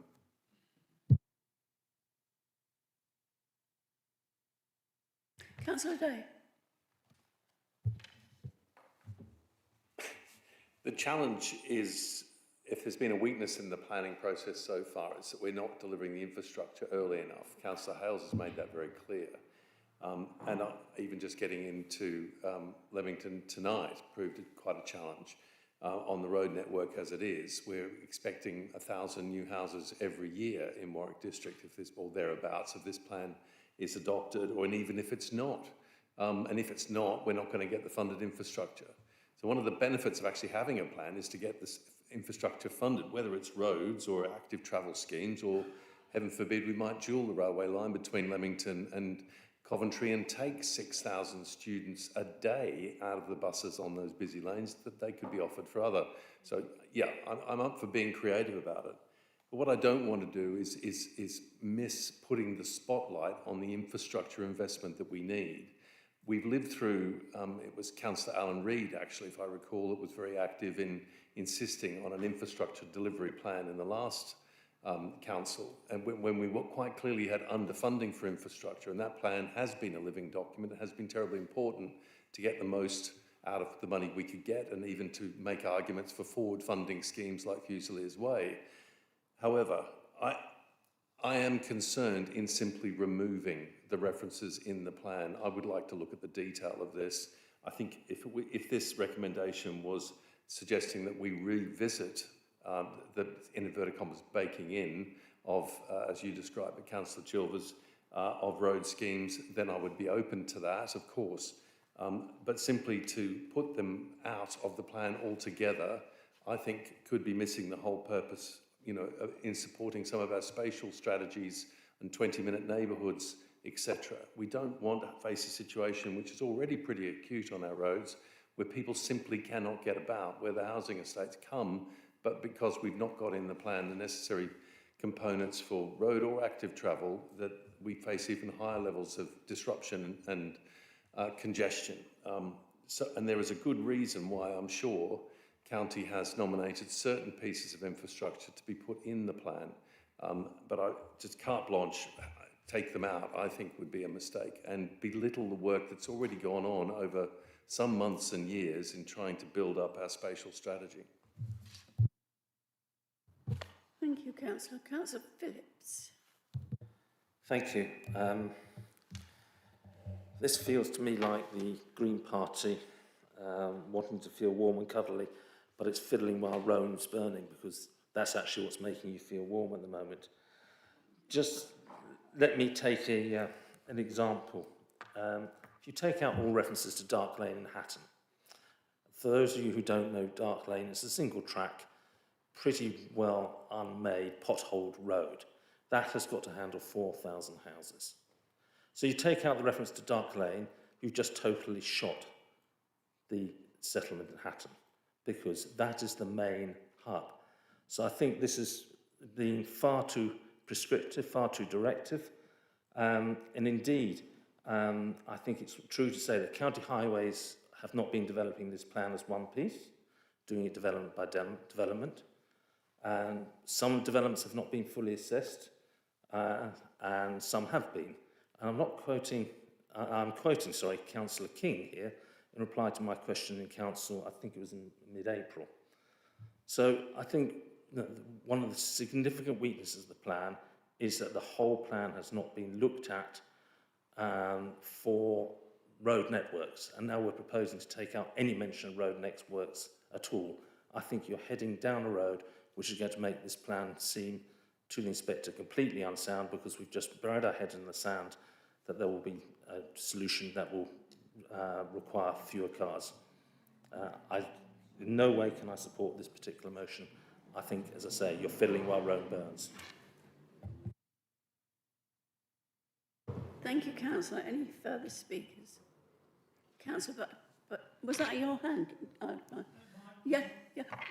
Councillor Collier, are you asking to speak as well? Yeah, okay. Yeah, we need to understand what the transport networks are going to be. Already heard tonight, people had difficulty getting into Leamington because of the traffic. We've all seen what happens when there's anything go wrong on the M40. The whole town snarls up, the whole district of Warwick snarls up. So we need to have some core routes in there. And you go to looking at North Leamington, not being parochial, but looking at the roads that everyone else uses, are going to have 3,000 more homes offloading onto those. And there's nothing in the strategic plan to say what they're going to do. We don't have a clue on what they're going to do in North Leamington, across the Milverton, North Leamington and Covington routes. We have no idea. All we know as locals is it's going to be hell. If nothing's done, it's going to be traffic queuing all over the place.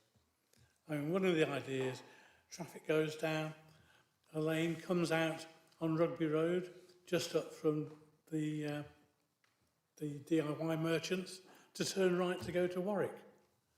Have you tried doing that now? Try doing it when there's 2,000 houses being built, offloading onto that road. Have got to go somewhere. So we need the strategic transport within the plan. Because if we don't, or if it's weak, then you'll get developers working saying, oh, I don't need to do anything on this. And the ASPS is always one example we use where the transport wasn't done. And we don't want that. So this is a very difficult call to actually say leave it out. Thank you, Councillor. Councillor Goller. Thank you, Chair. Just to build on that, I guess, you know, in the SDA itself, it does say that if nothing is done, we are heading for gridlock. I mean, it's quite clear about that. And then it proposes an optimistic level of mode shift along with the long list of road schemes. But even there, it only seems to be looking at the main thoroughfares, the main routes. Doesn't seem to be looking at the locally known black spots at all. So there's no mention in there of things like Leicester Street in Leamington, or Sandy Lane, or the Anchor Junction in Lincoln. You know, and putting extra houses anywhere near any of these things, any of these black spots, it's just going to cause locals, existing residents, and future residents hell. So I really do think that we should be pushing back very strongly with the County Highways team that we need them to do a much better strategic transport assessment, and we need them to do it very, very quickly. I dare say we're not going to get it as we like it in time for the start of the Reg 19 consultation. It feels like this is going to be something that is going to continue evolving probably all the way till submission and probably beyond. But I think we really do need to be very robust in saying that the current SDA is just completely undermining what we're trying to do. Thank you, Councillor. Councillor Yellow Brigada.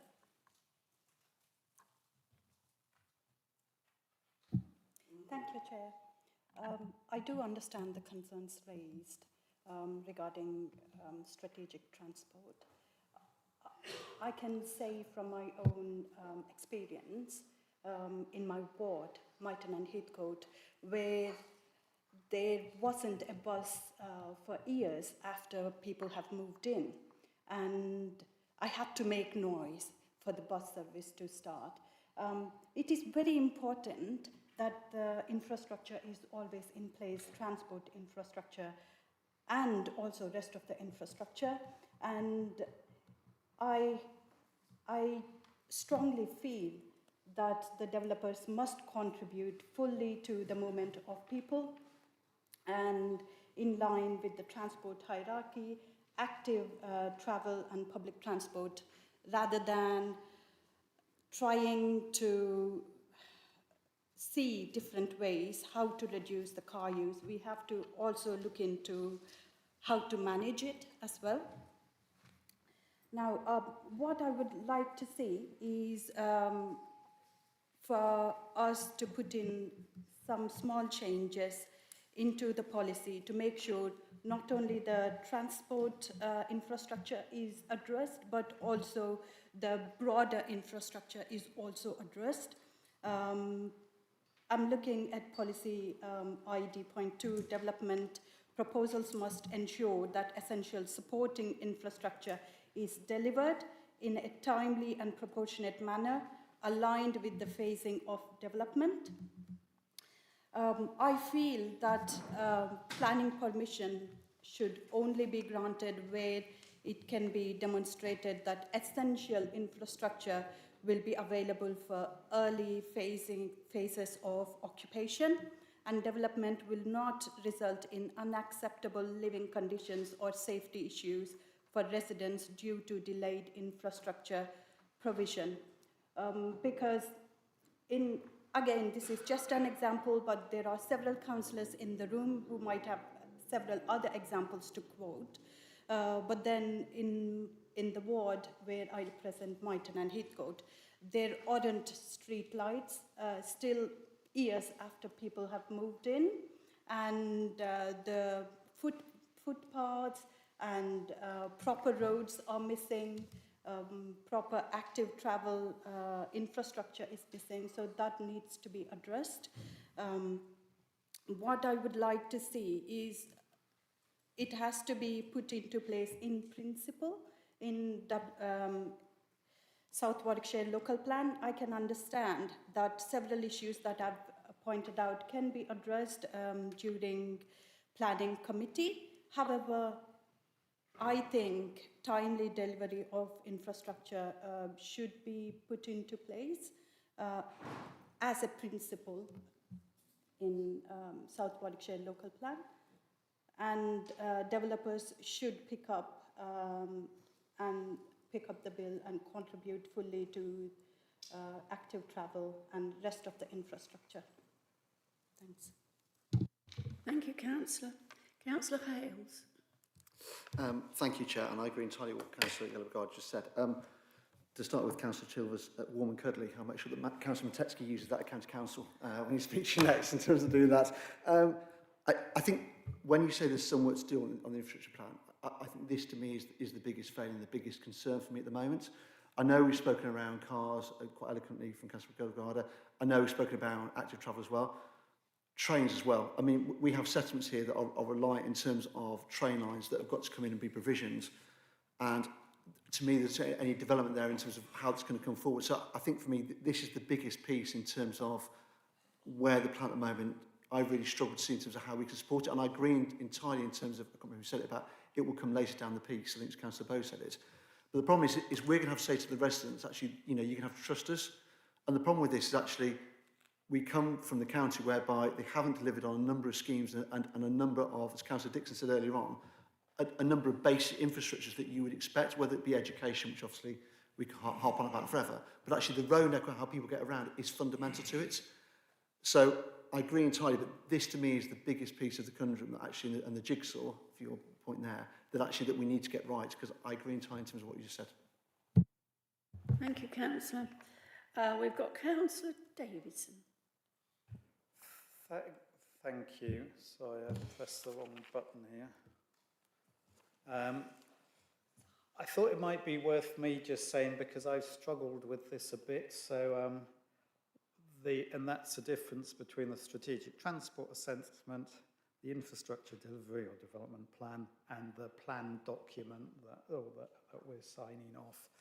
And as Councillor Kohler says, the strategic transport assessment isn't doing the work we need it to do, but to be fair to them, the people who've done that have had relatively little time because the sites have come in relatively late, and there needs to be a lot of to-ing and fro-ing to get that better before the plan is submitted.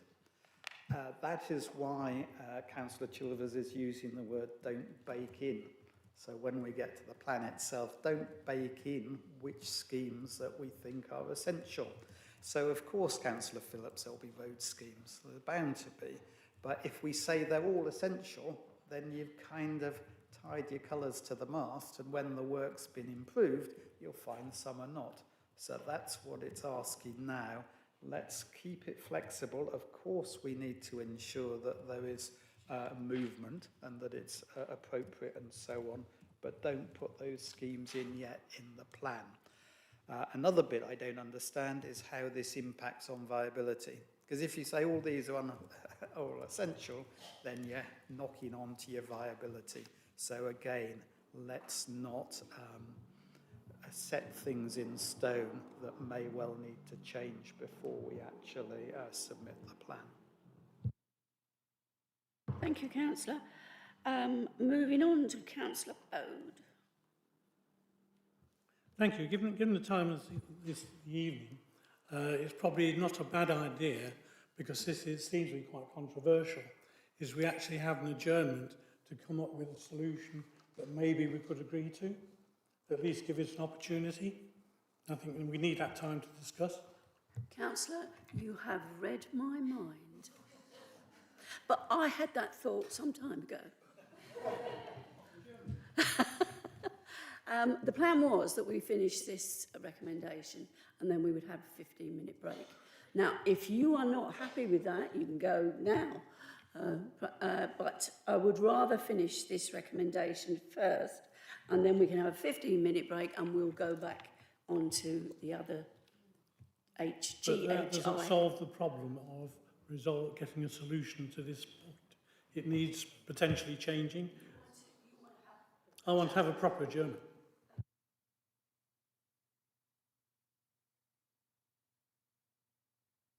You agreeing with this?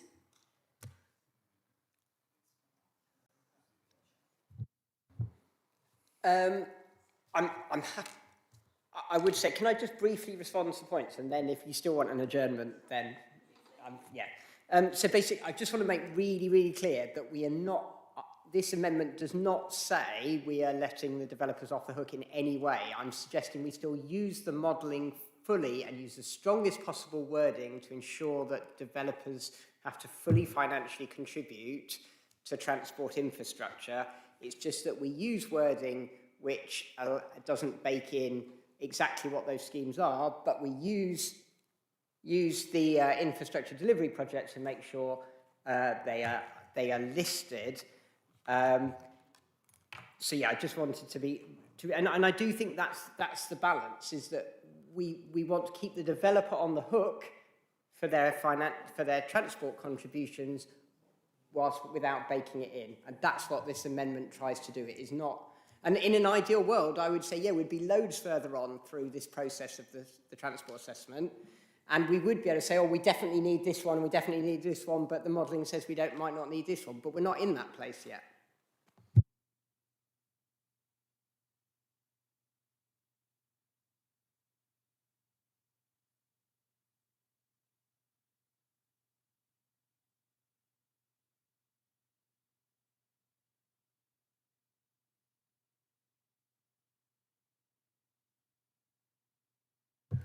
Councillor Bowe. It depends on what members think, but I think that there is space here for discussion to get the wording better and more effective. You would like the adjournment now? Yes. I'll give it 15 minutes.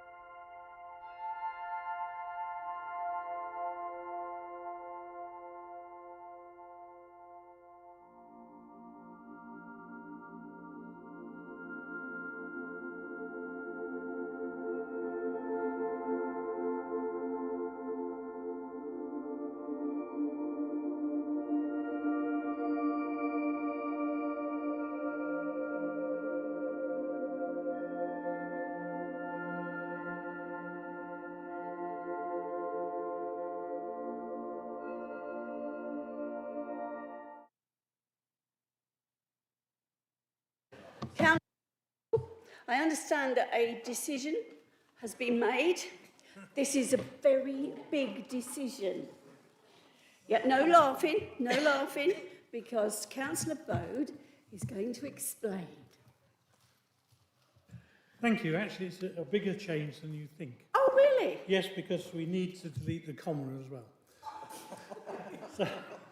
So the changes on 5D, the description reword in the main plan document, comma, all references to STA, actually now will read, reword in the main plan document references to STA. So we've deleted the comma and the word all. And that is quite a substantial change and took over 15 minutes to get there. But there is agreement. Thank you, Councillor. I am overawed by such a decision. I cannot believe it. But nevertheless, I'm sure within a year we're going to get another one like that. Councillor Kilford and Councillor King, do you agree? We accept this as friendly. Do I take a vote on adopt and It's...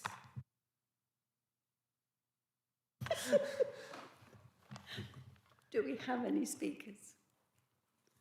Oh, good. Right.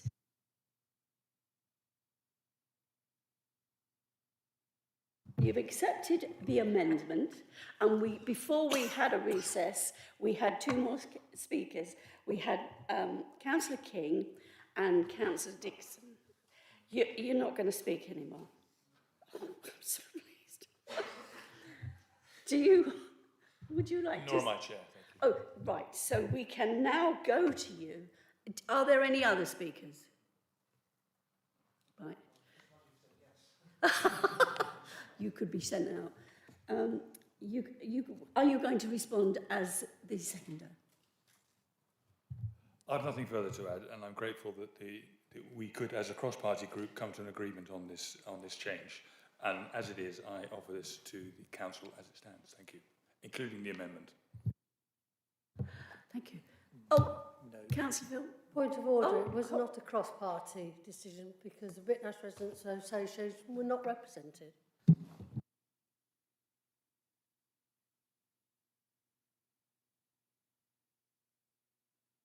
Want to speak? I'm expecting to talk about the strategic transport assessment extensively with officers this week, so if you do have any comments, want to talk to me about any areas, please do come and speak to me. I move recommendation 5D as laid out with the amendment. Thank you, Councillor. We are now moving to the vote. All those in favour? All those against? All those abstaining? That's two. Thank you. That is carried.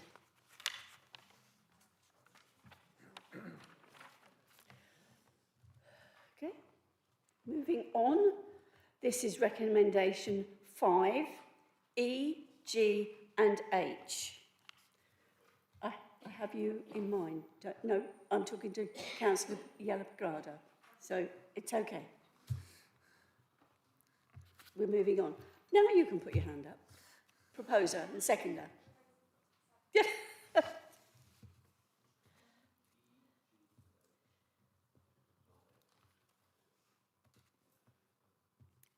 Sorry, who was proposing? Oh, you.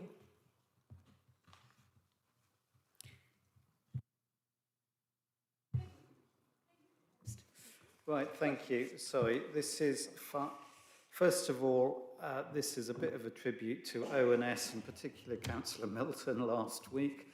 You remember there were 6 hours, and then between that finishing and the joint cabinet, less than 24 hours later, there was a huge amount of work to produce all these. So they're not in quite as coherent an order if there'd been more time. So apologies about the funny numbering on that. And these probably with more time would have come to one thing. But 5E is to explore ways to address viability issues. And that is because very late in the day, and it is necessarily late because viability assessments are when everything else is in place They're sent to consultants about what the major sites are and the plan overall, and saying how viable they are. Late in the day, it came that there was potentially serious issues about viability, and that in some sites, in Stratford district rather than here, that developers wouldn't, it wouldn't be viable to have any affordable housing. Now, it didn't seem fair or sensible or good for our residents to say, yeah, that's fine, without any of us, any councillors actually seeing that, knowing what the calculations are, knowing what the assumptions are. There is a view that there may have been some of this that is from the developers. Now, obviously, it's fine that they have their opinions on it, but if we're just asking developers, how much would you like to pay for stuff? They're going to say not very much. They'll say, that'll cost you. This is expensive, that's expensive, no money left for affordable housing. So that is an issue. As our chief exec said, if it's that they've asked all these transport schemes that needed to deliver and all the other infrastructure, if developers are expected to pay for that, of course they're going to be unviable. So we are not clear on whether what the viabilities of different sites, and therefore it seems very reasonable to ask to have this delay. And in fact, this was the biggest reason for the delay, to ask that there is scrutiny on this. And the first bit of the first time this will start is on Thursday. There's an advisory group meeting where they can ask questions about it. So that will be the first time councillors have a chance on this. You will have seen that we did ask some basic questions on this viability, I and others, in the pre-scrutiny questions, and the answer to all of them was this matter will need to be referred to the viability consultants for a response. So that meant officers at that time didn't know basic questions about what was driving the viability. So that is 5E, why we're saying, and to me it was the clearest reason that we needed to delay a little bit before going to consultation to understand what those are. 5G is saying the main focus will be on increasing affordable housing requirements. And there's two reasons for that. The first is in the addendum that you saw that developers produced, it said that the biodiversity net gain is extremely difficult or maybe illegal to actually change it above the 10%. And then there was a lot of debate at ONS in terms of the net zero aspirations. We're keen to keep that, but again, that is extremely challenging. I think we've got general support here that affordable housing is really important, and that's something that we want to push hard on. And it seems the easiest one to push hard on as well, because that's what the government wants as well. So that's the plan on doing that. 5H is that the addendum suggested a potential mix, or recommended a certain mix between social housing and affordable housing. And I think that should be open, and that and in fact, people's views tonight, you may as well express them if you have them, so it's clear, so we can give a clear decision next time round. Again, officers may wish to say a little bit more about this, but as I understand it, social housing, in terms of developer profit, costs roughly twice as much as affordable housing. So in terms of percentages, if we can't get up to the 40% or 50%, you would need to consider that, because each affordable house is the same as having two, each social house is the same as having two affordable. So that's the end one there. So thank you, Chair. Thank you. Councillor King. Oh, beg your pardon, sorry. No. Well, he's done it so often. We thought just to keep a change. I'll reserve my right to speak.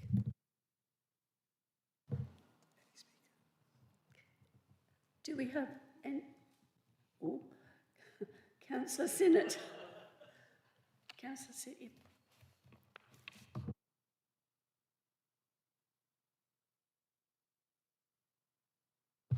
Thank you, Chair. Absolutely. Affordable housing has got to be a main plank of this plan. We've talked about cars and transport and the likes. We seem to be more wedded to our cars than we are our own children.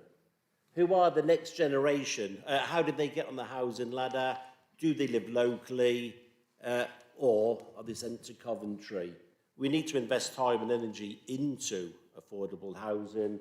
I note there's 60-40 splits, social rented or shared ownership. I think that's a big bold step forward. I really hope we can hold it out there rather than sort of retrench back to what the government figures were. I think we can do better than that. So wholeheartedly behind the affordable housing. Thank you, Chair.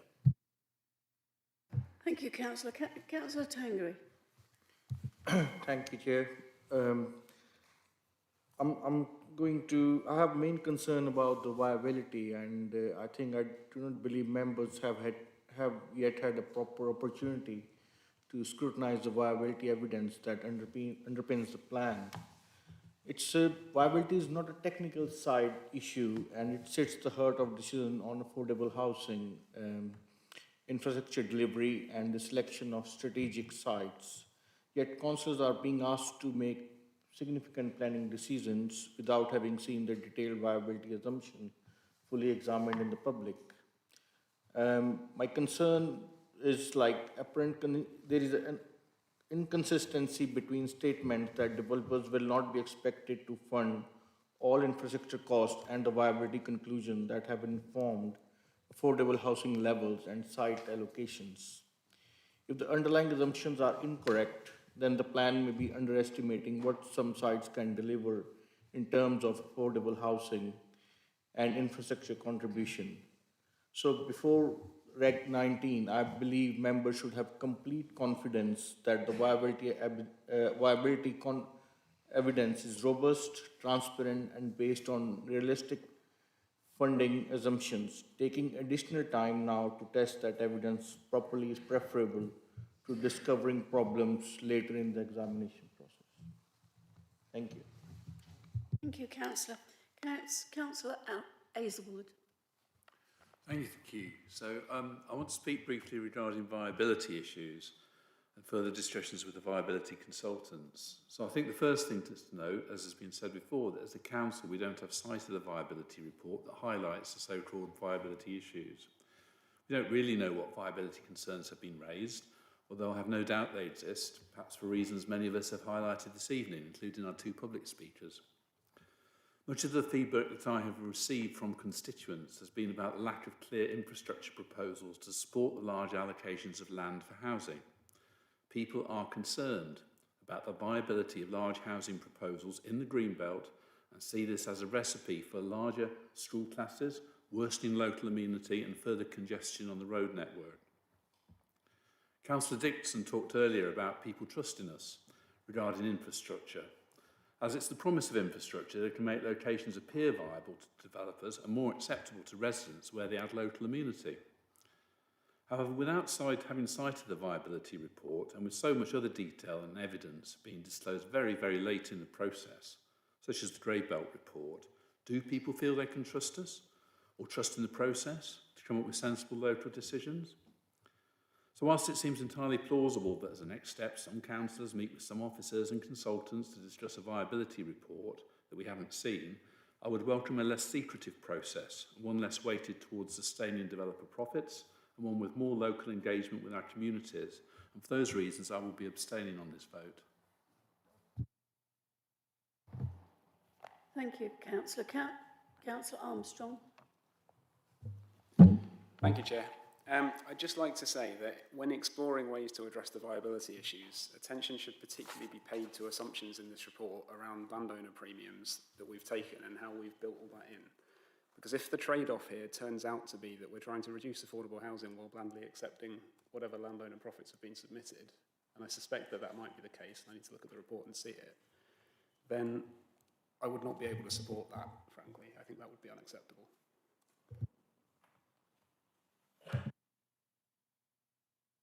Thank you, Councillor. Councillor Hales.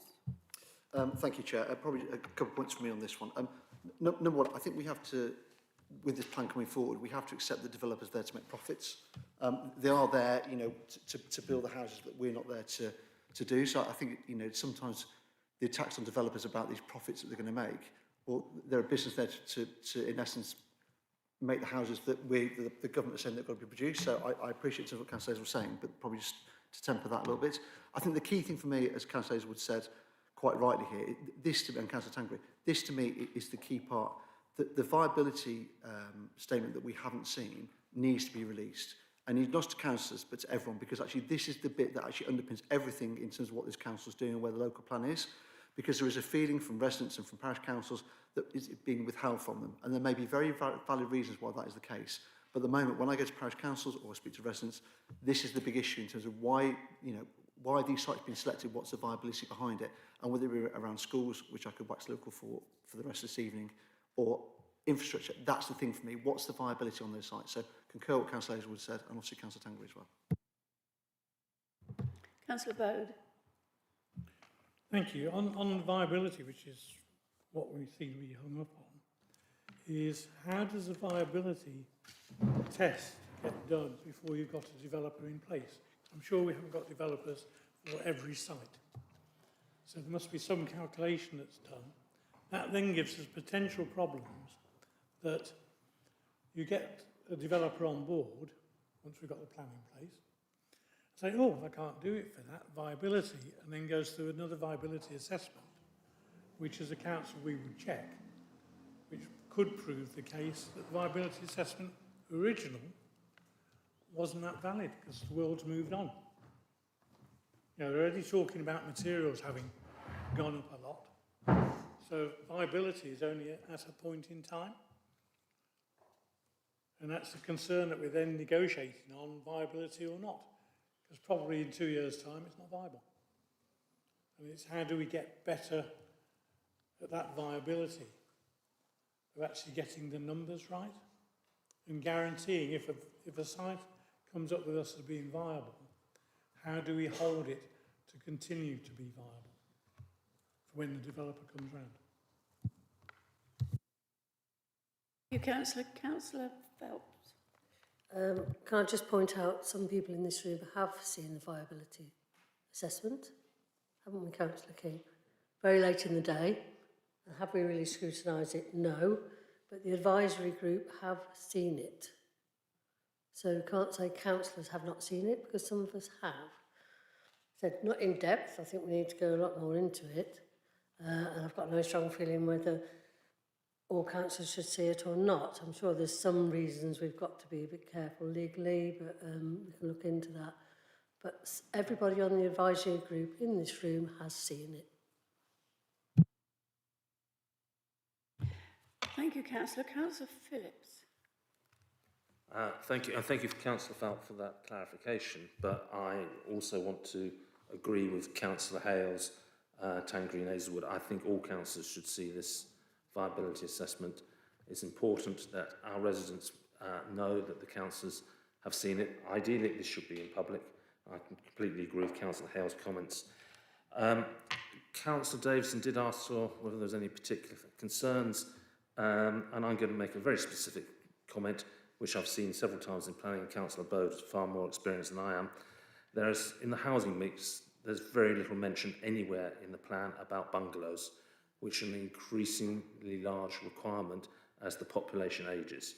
And we need more bungalows, and I don't know how you can build that into the housing mix, but I certainly like Councillor Davis and Councillor King to take, if you can take that away in the discussions and see what could be done to include more bungalows. I know it goes somewhat against the densification discussion we've had earlier on, but it's also, we've got to reflect that we have an ageing society now, and we're going to need more provision for those who want bungalows, etc.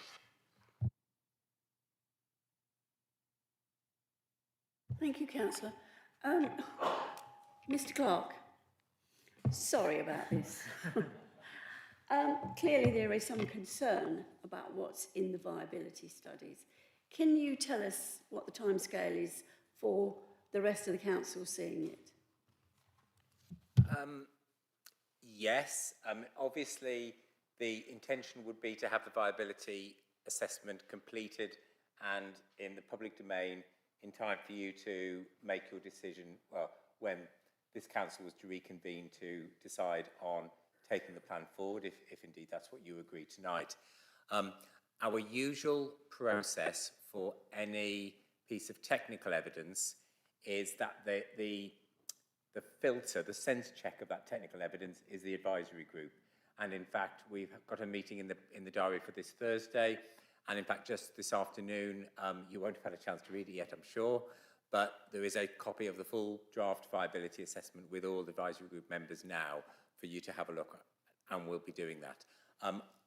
I don't have a strong view at all about whether that is then given wider circulation.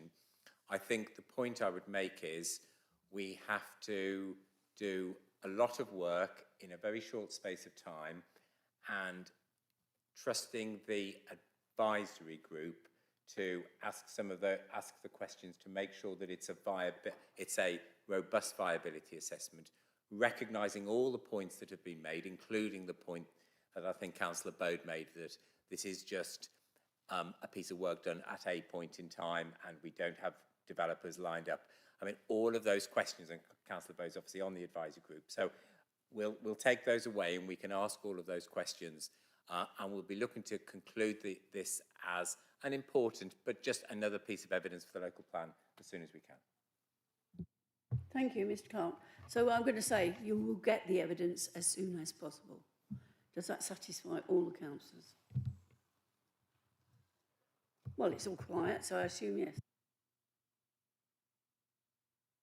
Any further speakers? Sorry, Chair. Without being a pedant, you're winning the record at the moment. I know.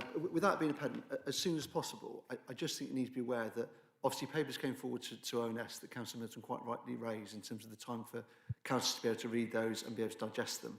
So as soon as possible, I think there needs to be an understanding that needs to come within 2 working weeks before the council, to give council a chance to read those documents through. Otherwise, as soon as possible could be the day before a council meeting, and then we're trying to read those documents and disseminate information and make a decision that we've got to hold for the next 25 years. So I'm uncomfortable with the term as soon as possible.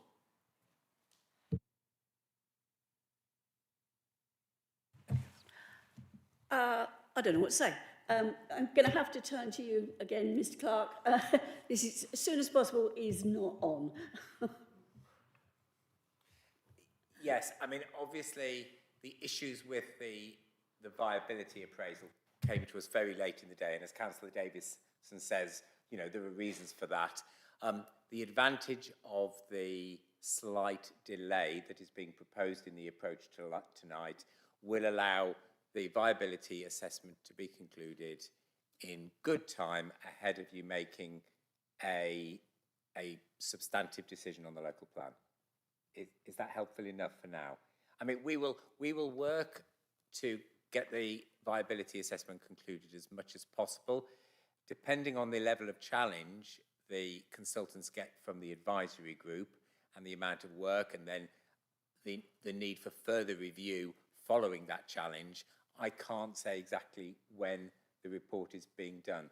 I can tell you that the viability assessment consultants we use, Aspinall Verdi, they are a nationally recognised expert in what is quite a specialist field of whole plan viability work for local plans. So they do a lot of these. They'll be able to give advice based on their experience of preparing these for numerous other local authorities, and obviously their knowledge and experience of defending them at examination and the view inspectors have. So subject to the level of challenge that they get this Thursday from the advisory group and the amount of work we do, we would like to get this published and on the website as soon as possible. Thank you, Mr. Clark. Moving on to the next speaker. Do we have any? No. Councillor King, portfolio, as portfolio, oh, you're confusing me. They've been doing it all night. So. I know. We've just thought Councillor King deserved a little bit of a break. So I won't go over the comments made by the other councillors. Excuse me. Sorry. My left-hand man said it definitely should be Councillor King as the portfolio holder. So I was right the first time. Thank you. Of course you were, Chair. We've discussed this thoroughly, and there are no more questions, so I have nothing further to say but to submit it as written to Council. Thank you. Thank you, Councillor. Now it's your turn. Oh, before you go on, excuse me, the gentleman that has the laptop there, could you just move it off? Hold it on your lap. Hold it tight. Okay. Thank you very much. Now you could go. Thank you, Chair. I know that's the second time I'm apologising to you tonight. So I won't go over the comments made, but I would like to put on record in advance for the South Warwickshire Local Advisory Group, who's meeting on Thursday to look around this viability issue. I'm sure they and the officers are going to take on some of the comments and feelings that have just been had in the debate. I completely concur with Councillor Hales around the reasonable time to read all these papers. As he said, it's 25 years. I won't want to think where we all are, but I'll leave that there. I'm assuming because we've all been focusing on 5E, we're all quite happy with 5G and 5H, which, to remind anyone listening, is about looking at, if we can, with viability, increase the affordable housing provision.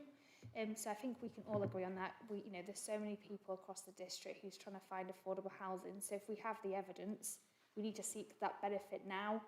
Because if this doesn't work for residents now in 25 years, we're just doing a tick box exercise to deliver so many houses. We need to get the right tenure of houses. So we will take on your comments, Councillor Phillips, around the properties, but I know where you go with bungalows, but I think it's more, do we have adaptable, accessible properties ready for the future in 25 years, I think is the question we need to put. Thank you. Thank you, Councillor. Thank you, Councillor. Thank you, Chair. Largely, we've got to find out what the assessment was made on, what we had before. And sorry, Councillor Falp, if I wasn't precise enough, when the decision was made to do this, the advisory group hadn't seen it. Yes, you've seen it today, but not before. And so that wasn't a...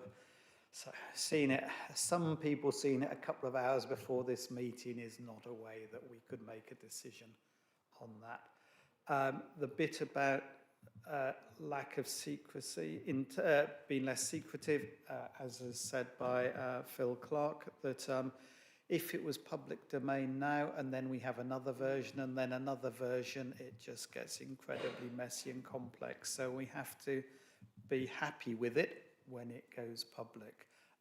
Personally, I'd much prefer it if all councillors could see it, but the decision has been with the advisory group. It bashes about it first before it goes wider. I don't think there are any more points on that, but I recommend that people agree with this. And obviously, as before, it will be back to full council again to approve whatever comes out at the end, and you will have seen the viability report by then. Thank you, Councillor. We are moving to the vote.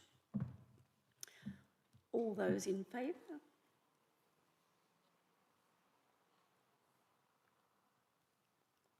All those against? Any abstentions? 2.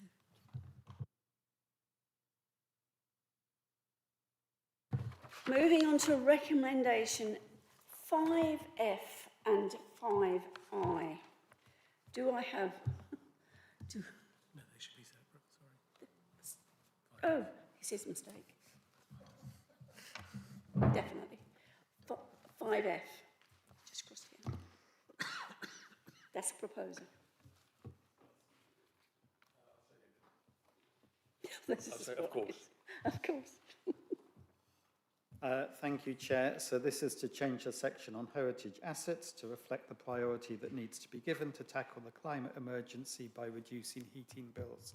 You know, for this council, it's quite a challenging and contentious area because there are a lot of heritage buildings, but we are committed to reducing energy, heating bills, and hence doing a little bit to help the climate emergency. So I think I'll say no more now, but obviously I'll pick anything up that people raise. Councillor King, do you?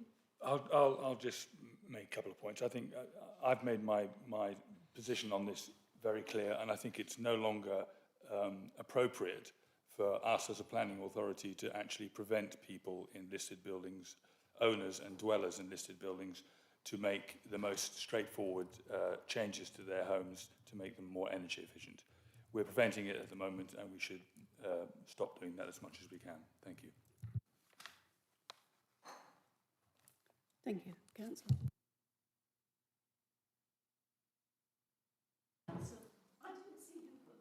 I did.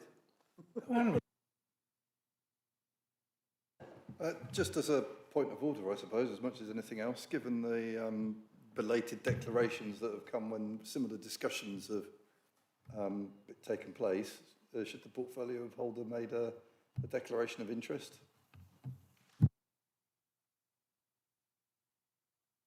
Yes, that's a question for the monitoring officer.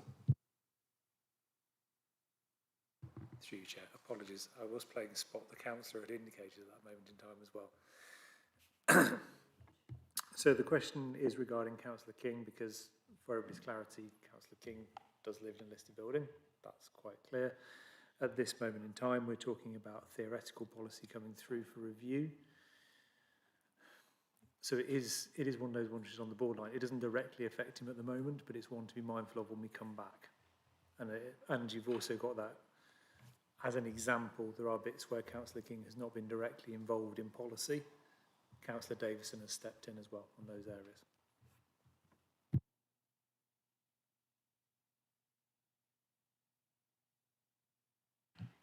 Just came back to me, that's fine. On F, it's talking about tackle a climate emergency by reducing heating bills. Well, the bills aren't actually related to the action you're doing. The bills can go anywhere. And we think that change ought to be to reduce carbon emissions, because that is directly related to what you're doing, taking out the cost. So I don't know what people think about it. I haven't proposed it. It would be interesting to hear what people think. Are we actually there to save the bills, or are we there to reduce the carbon emissions? And I think the message it sends is different.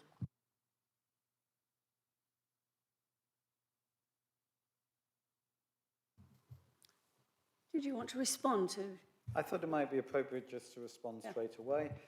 Clearly, if there's retrofitting, if say insulation and solar panels on a certain building, that does reduce carbon emissions and it does reduce heating bills. So I think this is correct. What you're saying is a wider thing, that if electricity prices go up, then that's independent, but that's a separate factor. We're not going to sort out all factors, so I think this is correct as it stands. Thank you, Councillor. Thank you. I'll Councillor speak for Councillor Gifford, Caroline Gifford and I, just to say that we are on the Conservation Area Forum. And I just want to read out what it actually says on issues and risks. No issues or risks, providing this is done in a way which remains in accordance with national legislation, policy and guidance on the protection of heritage assets. To depart from an approach which is in accordance with national policy would be a matter of soundness.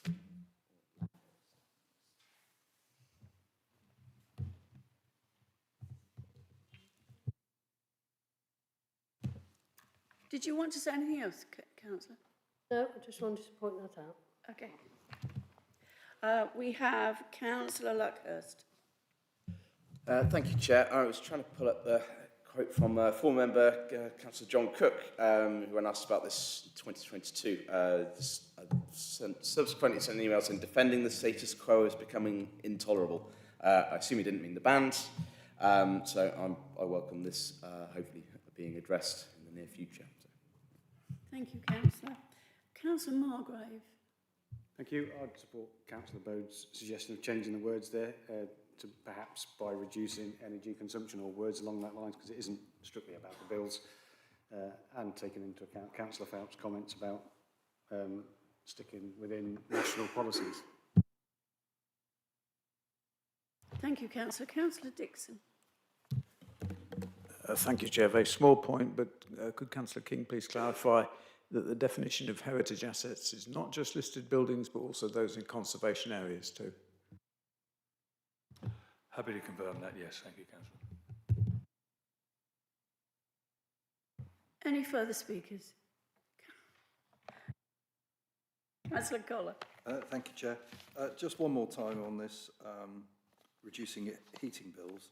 Is there any risk that we are going to get sucked into judging whether proposed schemes reduce bills? Because I can see that we could potentially have a role about judging whether a scheme reduces carbon emissions, but it doesn't seem our place to judge whether we're reducing, a potential scheme would reduce heating bills. Any further speakers? Was that your hand? Yes. Yeah. I just listening to all this discussion around whether it's carbon emissions, energy usage, maybe to improve energy efficiency is what you're trying to get at, I think, here. And then the rest of that follows. Do you want to make a comment? If I can, well, it's whether this at the moment it says do this given to tackle the climate emergency by reducing heating bills. But if you prefer to tackle the climate emergency and reduce heating bills, if you prefer that, I would go for that. But I am very keen. It's one of the 3 principles, core priorities in the corporate strategy: low cost, low carbon energy across the district. So I'm very keen on that. And I'm very surprised people don't want to reduce bills for residents. Isn't that what we're about? Why are you against that?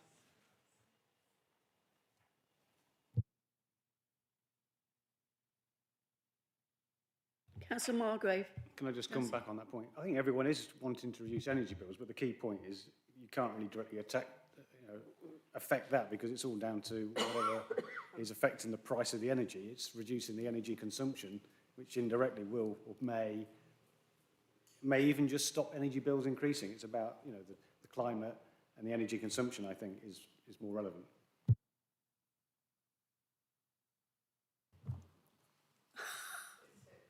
It's getting a little bit pedantic here, Chair, but if you want to reduce energy bills compared to what they would have been otherwise, I can, but that's what it is, and that's what you're saying. I don't think we need that level of detail, Councillor Margrave. Thank you, Councillor. Councillor Kate Dixon. I would concur with Councillor Margrave. Apologies. Just bearing in mind that gas bills are lower than electric bills, I think what we're all trying to say is that we want to encourage responsible use of energy in our housing, and that actually just lowering the price, that's not what we're looking for. We're looking for responsible use in all housing stock. I'm sorry if you find that funny and that you're smirking, but I would feel that the general public would want the best for them. They want to use the least amount of energy in the most responsible way, and as a consequence, that will be at a lower price.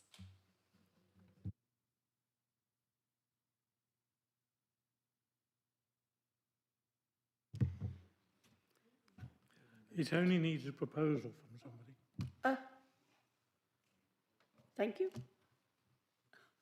I don't know which word you want, but I would go with... No, that's not what I meant. Well, I haven't said anything and you're carrying on. So that's all right.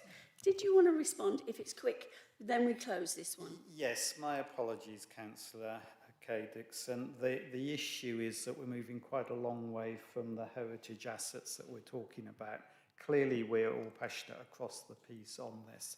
And I would say that the local plan on it is not going to go into this level of detail.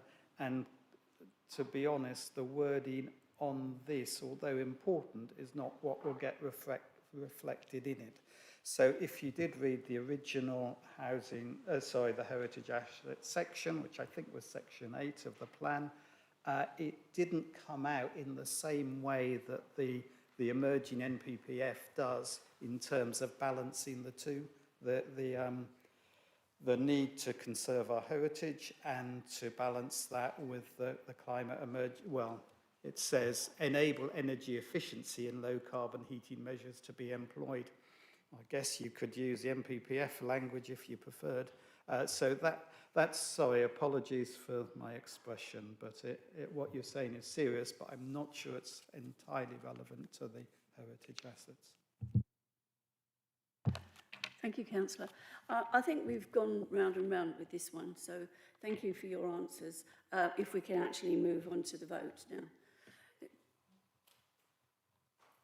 There's a discussion going on here. Can we, for those, shall we have one meeting? Thank you. No, not for a dot, no.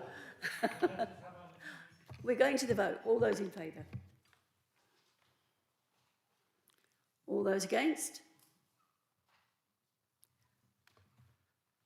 Abstentions?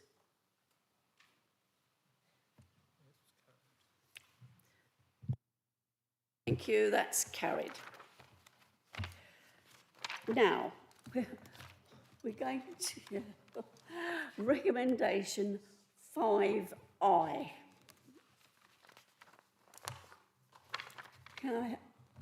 Proposing? So I haven't got a page for that one, I've got to.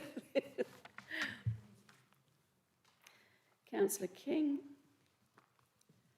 Seconded, Councillor Davison. And reserve my right to speak, thank you. Thank you, Councillor King.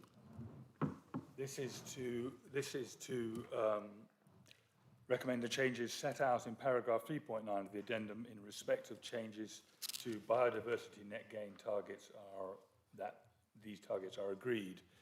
This is with reference to viability issues, as previously has been discussed this evening. The balancing that's going to be required to get our plan viable, which may mean discussions around the levels of biodiversity we're recommending, as indeed the levels of social housing. Thank you. Do we have any speakers? Councillor Hazelwood. Thank you. Yes. So this issue was discussed at ONS committee, and our local plan through the advisory group had proposed increasing the biodiversity net gain standard from 10% to 20%. However, it is clear that whatever we may think locally about this, the statutory minimum level is 10%. We're advised by central government that this is not acceptable to set a higher rate than 10%.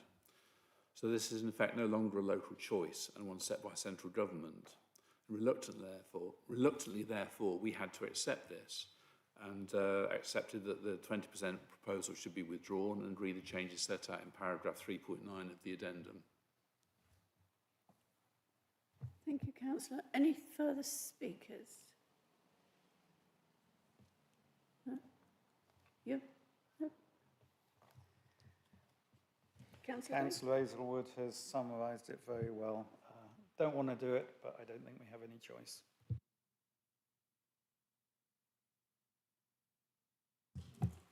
Nothing further to add, thank you. I'd like to offer this as laid out. Thank you.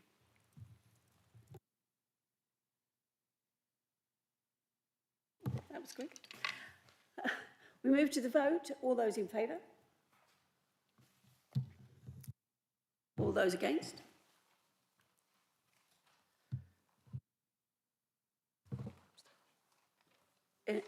Abstention?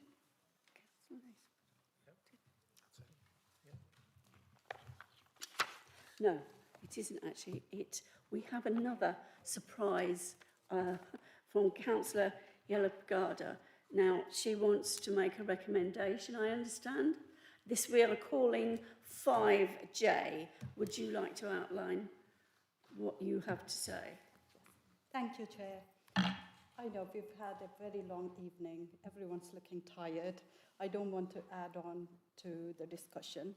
My recommendation basically is I have few minor changes or amendments to suggest, but I don't want to do that now. What I want to recommend is include further minor changes to the publication draft, South Warwickshire Local Plan, Appendix 1. If they are submitted by councillors in 2 working days, that is Wednesday, following the council meeting, that is today, and approved by the leaders and relevant portfolio holders of both councils, subject at all times to advice from officers. This is my recommendation, please. I'm just thinking, like me, there would be other councillors who would want to make few minor changes. That's the reason why I'm doing this recommendation, 5J. Do we have a seconder?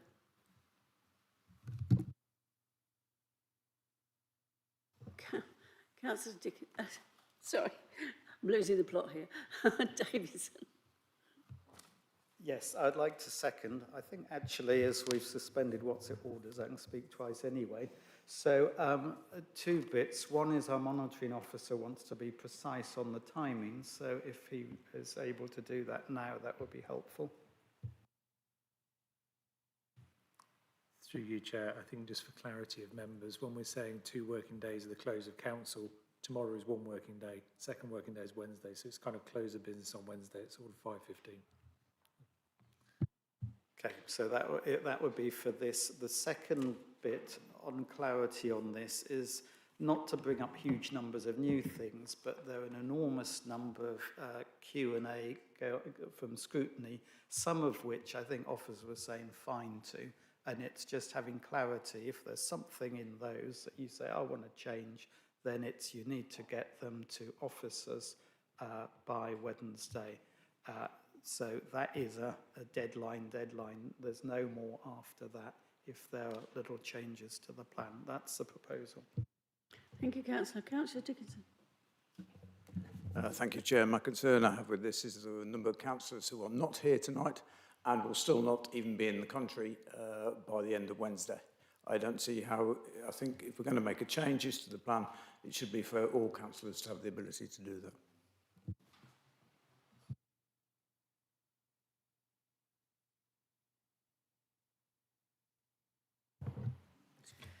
Councillor Day. Chair, you'll be aware that the South Warwickshire Local Plan Advisory Group meets on Thursday afternoon. So if the council is minded to agree to this particular 5J proposal, then a report really should come to the advisory group to consider those matters on the Thursday afternoon, which gives resonance to the timing being proposed. Do you agree? Sorry, I was going to ask for a point of clarity. So can I just ask Councillor Ellerpagard and Councillor Davidson, if what we want to raise is already listed on the pre-scrutiny questions as saying this could be considered as a minor amend, do we have to submit it again to officers before the end of Wednesday, or is it already catalogued and that's fine? So this yes. Looking for yes. Yes, for the avoidance of doubt, anything that's already covered by a pre-scrutiny question doesn't need to be raised with officers again. Is everybody happy with that? Go to a vote. Any other speakers? Oh, anybody else want to speak on that one?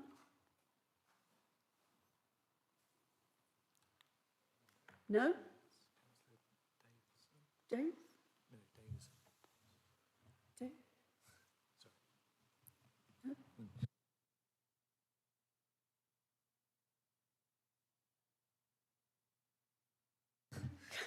Councillor King. I have nothing to add, thank you. Councillor Davidson. Nothing further from me, thank you, Chair. Councillor Yellow-Picardo. Nothing from me. We're going to a vote. All those in favour? All those against? All those abstaining?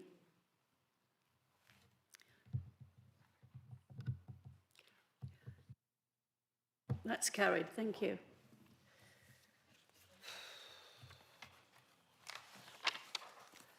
Moving on. Oh, Councillor Day. Thank you, Chair. But a point of order, it's now 3.5 hours this council meeting is approaching, and I appreciate the work that's been done, but maybe it would concentrate members' minds if we agreed to otherwise adjourn at 10 o'clock if we have not completed the business before us. I totally agree, but I'm hoping we'll be finished by then. Yet, you know... yeah. Chair, I just thought if I said it, So let's if I chat, just put let's it go out on. there, we might just go, come on, let's stop going I'm down with rabbit you, holes I'm and with get you. this thing done. Councillor Dickinson. Point of order, Chair. In view of the vote just taken and passed, I can ask the monitoring officer how he's going to ensure that all those councillors who are not present in this meeting and possibly even not present in the country before the end of Wednesday are going to be made aware and given the opportunity to submit their comment. Through you, Chair, there is limitations to the information which can be shared. The decision notice will be published tomorrow morning at the latest. Moving on, recommendation 6. Please, can I have a proposer? Councillor King, sorry. Councillor King, Councillor Davidson. I would, if councillors read this proposal, note that urgent work is needed to finalise a viability assessment for Regulation 19 consultation. I think nothing needs, I don't need to add anything to that. It's self-explanatory, and I think we can vote on that straight away, unless there are questions.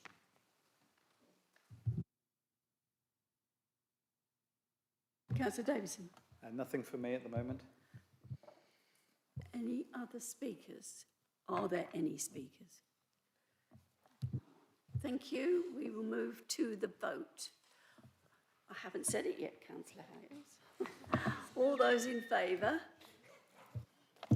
All those against? Any abstentions? No? Yeah. That's gone through, thank you. They're carried. Recommendation 7. Don't have to say it, I know. You're proposing. Councillor King, seconding Councillor Davidson.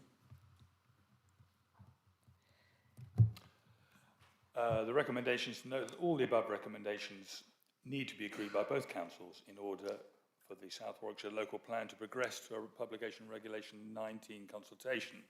So at the start of the consultation on Regulation 19, South Warwickshire local plan needs to be revised. Again, this has been covered earlier in this meeting. Councillor Davidson. Second, but reserve the right to speak. Thank you. Do we have any speakers? Councillor Day. Chair, with your leave, and could we not consider motions 7, 8 and 9 together, as they all three relate to process, which might expedite the proceedings this evening?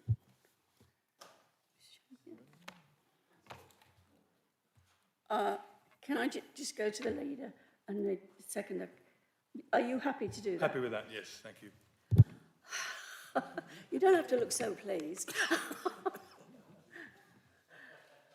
So we are considering the 7, 8, 9. We've still got 10 and 11. And 10. Oh, Oh, sorry, not 10. not 10. Thank you very much. We'll be all made up about where we're going with this one. Yeah, right, okay. Do we have any speakers? No? Yes? No? We can go to... No, we can't. Yeah, we can go to the vote. All those in favour? All those against? Any abstention? Is that against? Did you just, Councillor Gorman, did you put your hand up for against? Oh. Abstentions? No. Carried. Thank you. Right, we're up to 10. Yep. Recommendation 10. Same again, proposer. Second and reserve my right to speak. Given that the work required above agreed that once both councils have approved the regulation and self-consultation, that the Warwickshire Local Plan, South Warwickshire Local Plan, will not be considered and approved for submission by either council prior to it being submitted by the Secretary of State for examination by the 31st of December. That is one long sentence, but the gist of it is that the plan will not be considered again before submission. Once it's been through Reg 19. Thank you, Councillor. Any speakers? Councillor Day. Thank you, Chair. I would support this. The consultation, it's poorly named, is not really what the public would otherwise understand to be a consultation on a local plan. It is about process, and therefore it is a consultation that benefits the Secretary of State, not this council. And simply put, Chair, we have run out of road. We don't have the luxury of hearing this back and then going around another round of Regulation 19 consultation. This gives eminent good sense. My only noted request, which I have made at scrutiny to officers as well, is can we please have an understanding of the timetable from the last date that this plan has to be submitted by, the 31st of December, backwards, understanding there are holidays and other things that will take place, so that we know when the drop-dead moment that we have to achieve is in order to affect the plan, affect the submission as scheduled. Thank you, Councillor. Can I just ask planners, Mr. Clark, are you happy for that? I don't want, just say yes or no. That's fine. Thank you. Where are we? Councillor Kohler. Thank you, Chair. Just to ask, are we sure there's no legal trap here? That there isn't something in the legislation that says a council must vote on it before it goes to submission? Just feels like if there is the potential of a bear trap there, then it's best to be aware of it.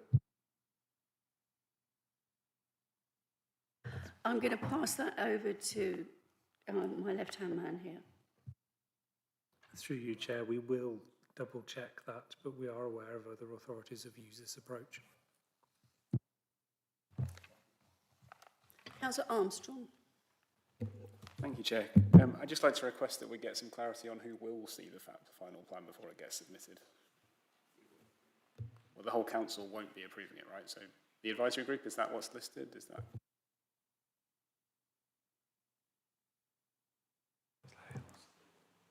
Councillor Hales?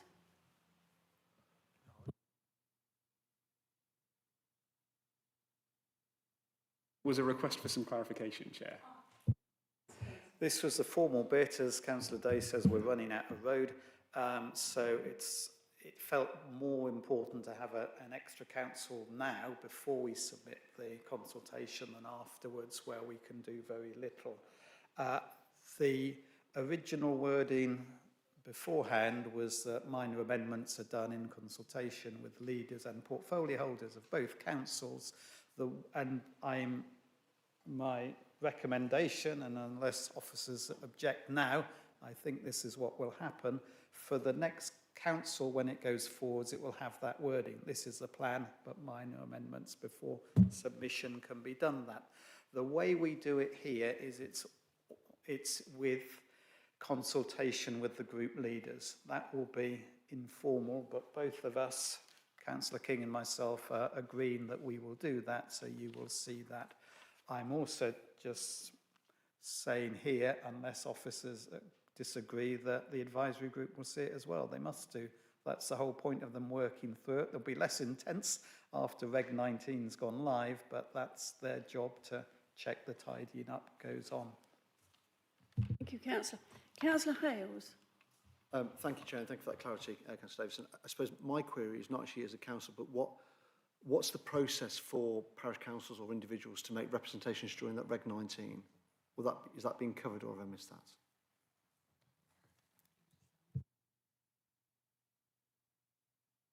I'm sorry about this, Mr. Clark, but you're on again. That's quite all right. The Regulation 19 consultation will be the last opportunity that parish and town councils and anybody else will have to make a formal representation on the plan. I know I did an all-member briefing a few weeks ago and together with Mr. Cornfoot, and one of the things we reinforced was the importance of all of us, officers and members, working with residents, consultees, parish and town councils and others to help them make an effective representation, whether in support or objecting to the local plan, to ensure that it's done in a proper way, because as a number of councillors have already said this evening, one of the audiences of those representations, in fact arguably the main audience, is the inspector appointed by the Secretary of State. So it's really important. We're into a much more regulated and legal consultation. There will be set questions around matters of soundness of the plan, and people will have to say why they feel, whether they feel the plan is or isn't sound for whatever reason, and what needs to be done to make it sound, and we need to help them do that. But to be clear, the Regulation 19 consultation is their last opportunity to do that. Thank you, Mr. Clark. Any other speakers? Councillor Philp. I've already asked if the advisory group can carry on, not weekly, please, but at least monthly or every 6 weeks, just so that we've had input to this ever since it started, nearly 6 years ago. Why would we suddenly, don't talk to them now? So, you know, I thank Councillor Davidson. We do need to still be involved. We are a good sounding board. We are doing, oh, we want to do that, or yes, this is a good idea. So, you know, I think we should still be involved, at least for a bit longer. Thank you, Councillor. Any other speakers? Councillor Phillips. I have a suspicion that I'm in a minority of one again, as has been quite often the case in this council, maybe one or two, but given the effect that this motion effectively says that we will not have a chance as councillors to approve the final plan before it's submitted to Secretary of State after the Regulation 19. And we're being told tonight there are significant issues remaining unresolved, that consultation responses for the Reg 19 may raise further important matters, and officers are expected to undertake substantial further work on viability, housing delivery and policy changes, for example. Then surely we as councillors, once that Regulation 19 consultation has been completed, should have the opportunity to consider the final version of the plan before it's submitted. You could say otherwise we'd be abrogating our duty, and you know, residents may well ask what is the point of having councillors involved in the local plan. This submission to the planning inspector is probably, if not but is one of the most important and significant decisions we will make as a council in these 4 years. It's going to shape South Warwickshire, though, until 2050. So I do find it extraordinary that this motion removes the opportunity for councillors to cast a final vote on whether the plan should be submitted. And no, I think we are in danger of losing local democracy, transparency and accountability by not having the opportunity to consider consultation responses. If residents are being asked their views, elected councillors should have the right to consider the responses and those views before the plan leaves local control. So, as you imagine, I will not be supporting this motion. Thank you, Councillor. Our Chief Executive would like a... I think if I just provide some clarification about the process here, just to make sure you kind of all understand actually what's proposed here. First of all, you do get another chance to actually have the opportunity to sign off the local plan. That is what will happen in the next few weeks. So that's what you've just already agreed by having the opportunity. So that is your final chance. In reality, even if you had another meeting later in the year, your scope for making changes at that stage is really limited, because what you would need to do if you did anything significant, you would need to go out for public consultation again, and you cannot do that and have the time to actually do the consultation and then to consider that response and do all of that and revise the local plan yet again by Christmas. So in reality, what you have got is this is the opportunity, hence the argument for delay. So you're not signing off the local plan now, you will come and get the sign off, and then it will go out to the Regulation 19 consultation. It is, I think, a misnomer to call it a consultation in the usual and normal sense that most of us would understand. Quite frankly, the audience is not us. It's not you. The audience is whoever gets appointed as our inspector. And so the parish councils or individuals or developers or whomever, their representations effectively will be given straight to the inspector to consider. So your scope as members, to be honest, even if you did have another meeting, is actually really like that. Unless you were to do something significant, in which case you can forget having the local plan submitted by Christmas. That's actually the practicality, and that's why I have to say, as officers, we've suggested is to try and give as much time in the overall process to be able to put things together, to tackle some of the issues which are clearly being raised in the debate here, to buy us, in a sense, a bit more time. You take off a little bit more process at the end. That, I just want to make that clear that it sounds, if you like, draconian, but it's actually done for a real practical impact. And it's Rugby Borough Council who've adopted that approach just a little bit earlier this year in terms of them trying to do exactly the same thing and get their local plan in and to examination in public before the December Christmas deadline.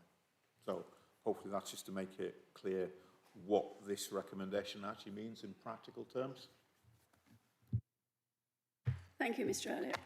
Any other speaker? Is this a supplementary question? Supplementary comment, yes. Thank you, Mr. Elliott, for stating that so clearly. Perhaps we ought to be putting that out on a video on YouTube. Just a short video. I know the whole council meeting is on YouTube. My point here is that we have the advantage, the 40 odd of us here tonight have the advantage of having Mr. Elliott's comments, and we perhaps can understand that process. It's going to be very much more difficult for us to explain that process to residents. And that is where there's been a lot of criticism talking to my colleagues in Rugby about what has happened in Rugby. Residents do not understand. They've just to see, and Councillor, I think it was Councillor Kohler earlier talked about brown envelopes. We know there are no brown envelopes involved, but people get suspicious that there's not transparency. That's where my concern is. That's why I have a real problem with this motion. I understand exactly your points, Mr. Elliott, and I hear them, but our residents haven't heard them, and that's the problem. Thank you, Councillor. Any further questions? No. Councillor Davis. Yes, I'll just say one thing, not quite relevant, but Councillor Falp, advisory group meetings will have lots to do. We heard with the strategic transport assessment, once we've gone to Reg 19, there's still lots of work refining it, and the same with lots of other documents, but I do recommend this. Councillor King. Likewise, I recommend this as laid out to the House. Thank you. Thank you, councillors. We'll move to the vote. All those in favour?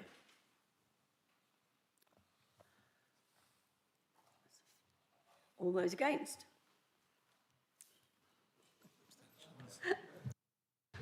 Are you going to abstain as well? Are there any abstentions? Moving on to recommendation 11. I take it we are going to have a proposer from Councillor King. Oh, what a surprise. Thank you, Councillor Day. I'd like to propose... Hold this... on a minute, we're asking for a seconder. Who's... Thank you. Now you could go. Thank you, Chair. I would like to propose the recommendation that frankly, we should, as a council, welcome the commitment from both our officers and councillors to delivering this local plan in the restricted timeline and in demanding circumstances, I think including tonight's meetings and group meetings and association meetings. There's been more than 20 hours spent by some councillors in the last week just on the local plan. And officers as well have had to deal with countless more inquiries and questions. So we've had a very demanding situation, and I particularly would like to ask this council to support this motion that the chief executive of both councils to ensure that all relevant officers and councillors are fully engaged in the completion of all the tasks that we've addressed today to see this project through.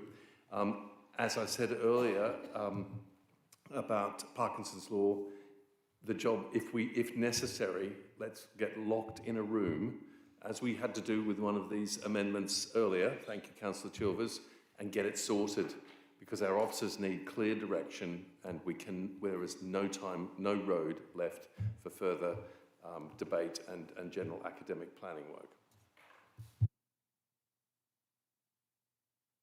Councillor King. No, I endorse all those remarks as made by the proposer. Thank you. Any speakers?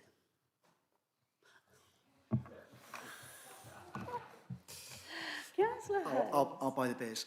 So I suppose my only question, and I endorse this, I suppose, just given the very limited time window described by officers and described by yourselves, how are you going to prioritise which soundness issues are addressed first? So I don't know whether that will go through the group in terms of that, but I suppose it's just that clarification in terms of what's going to come first on that process.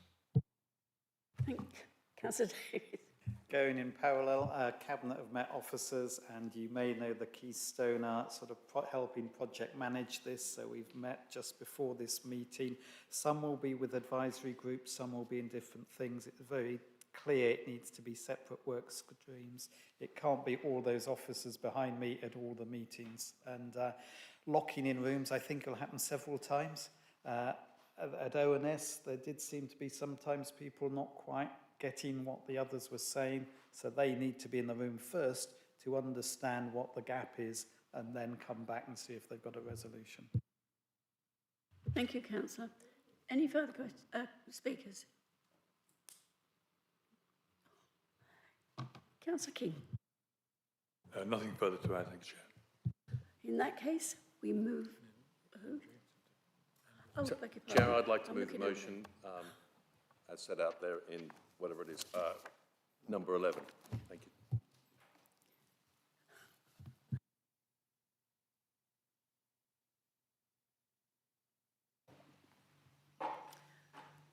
All those against? Any abstentions? Carried. Thank you.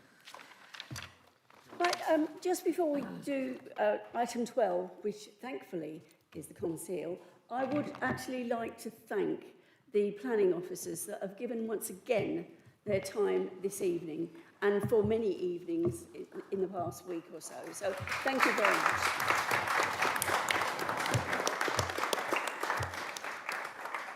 So the last item of business is the fixing of the Common Seal, as set out on the agenda. I will propose from the chair, and I can see Councillor Davidson indicating to second. All in favour? Yes.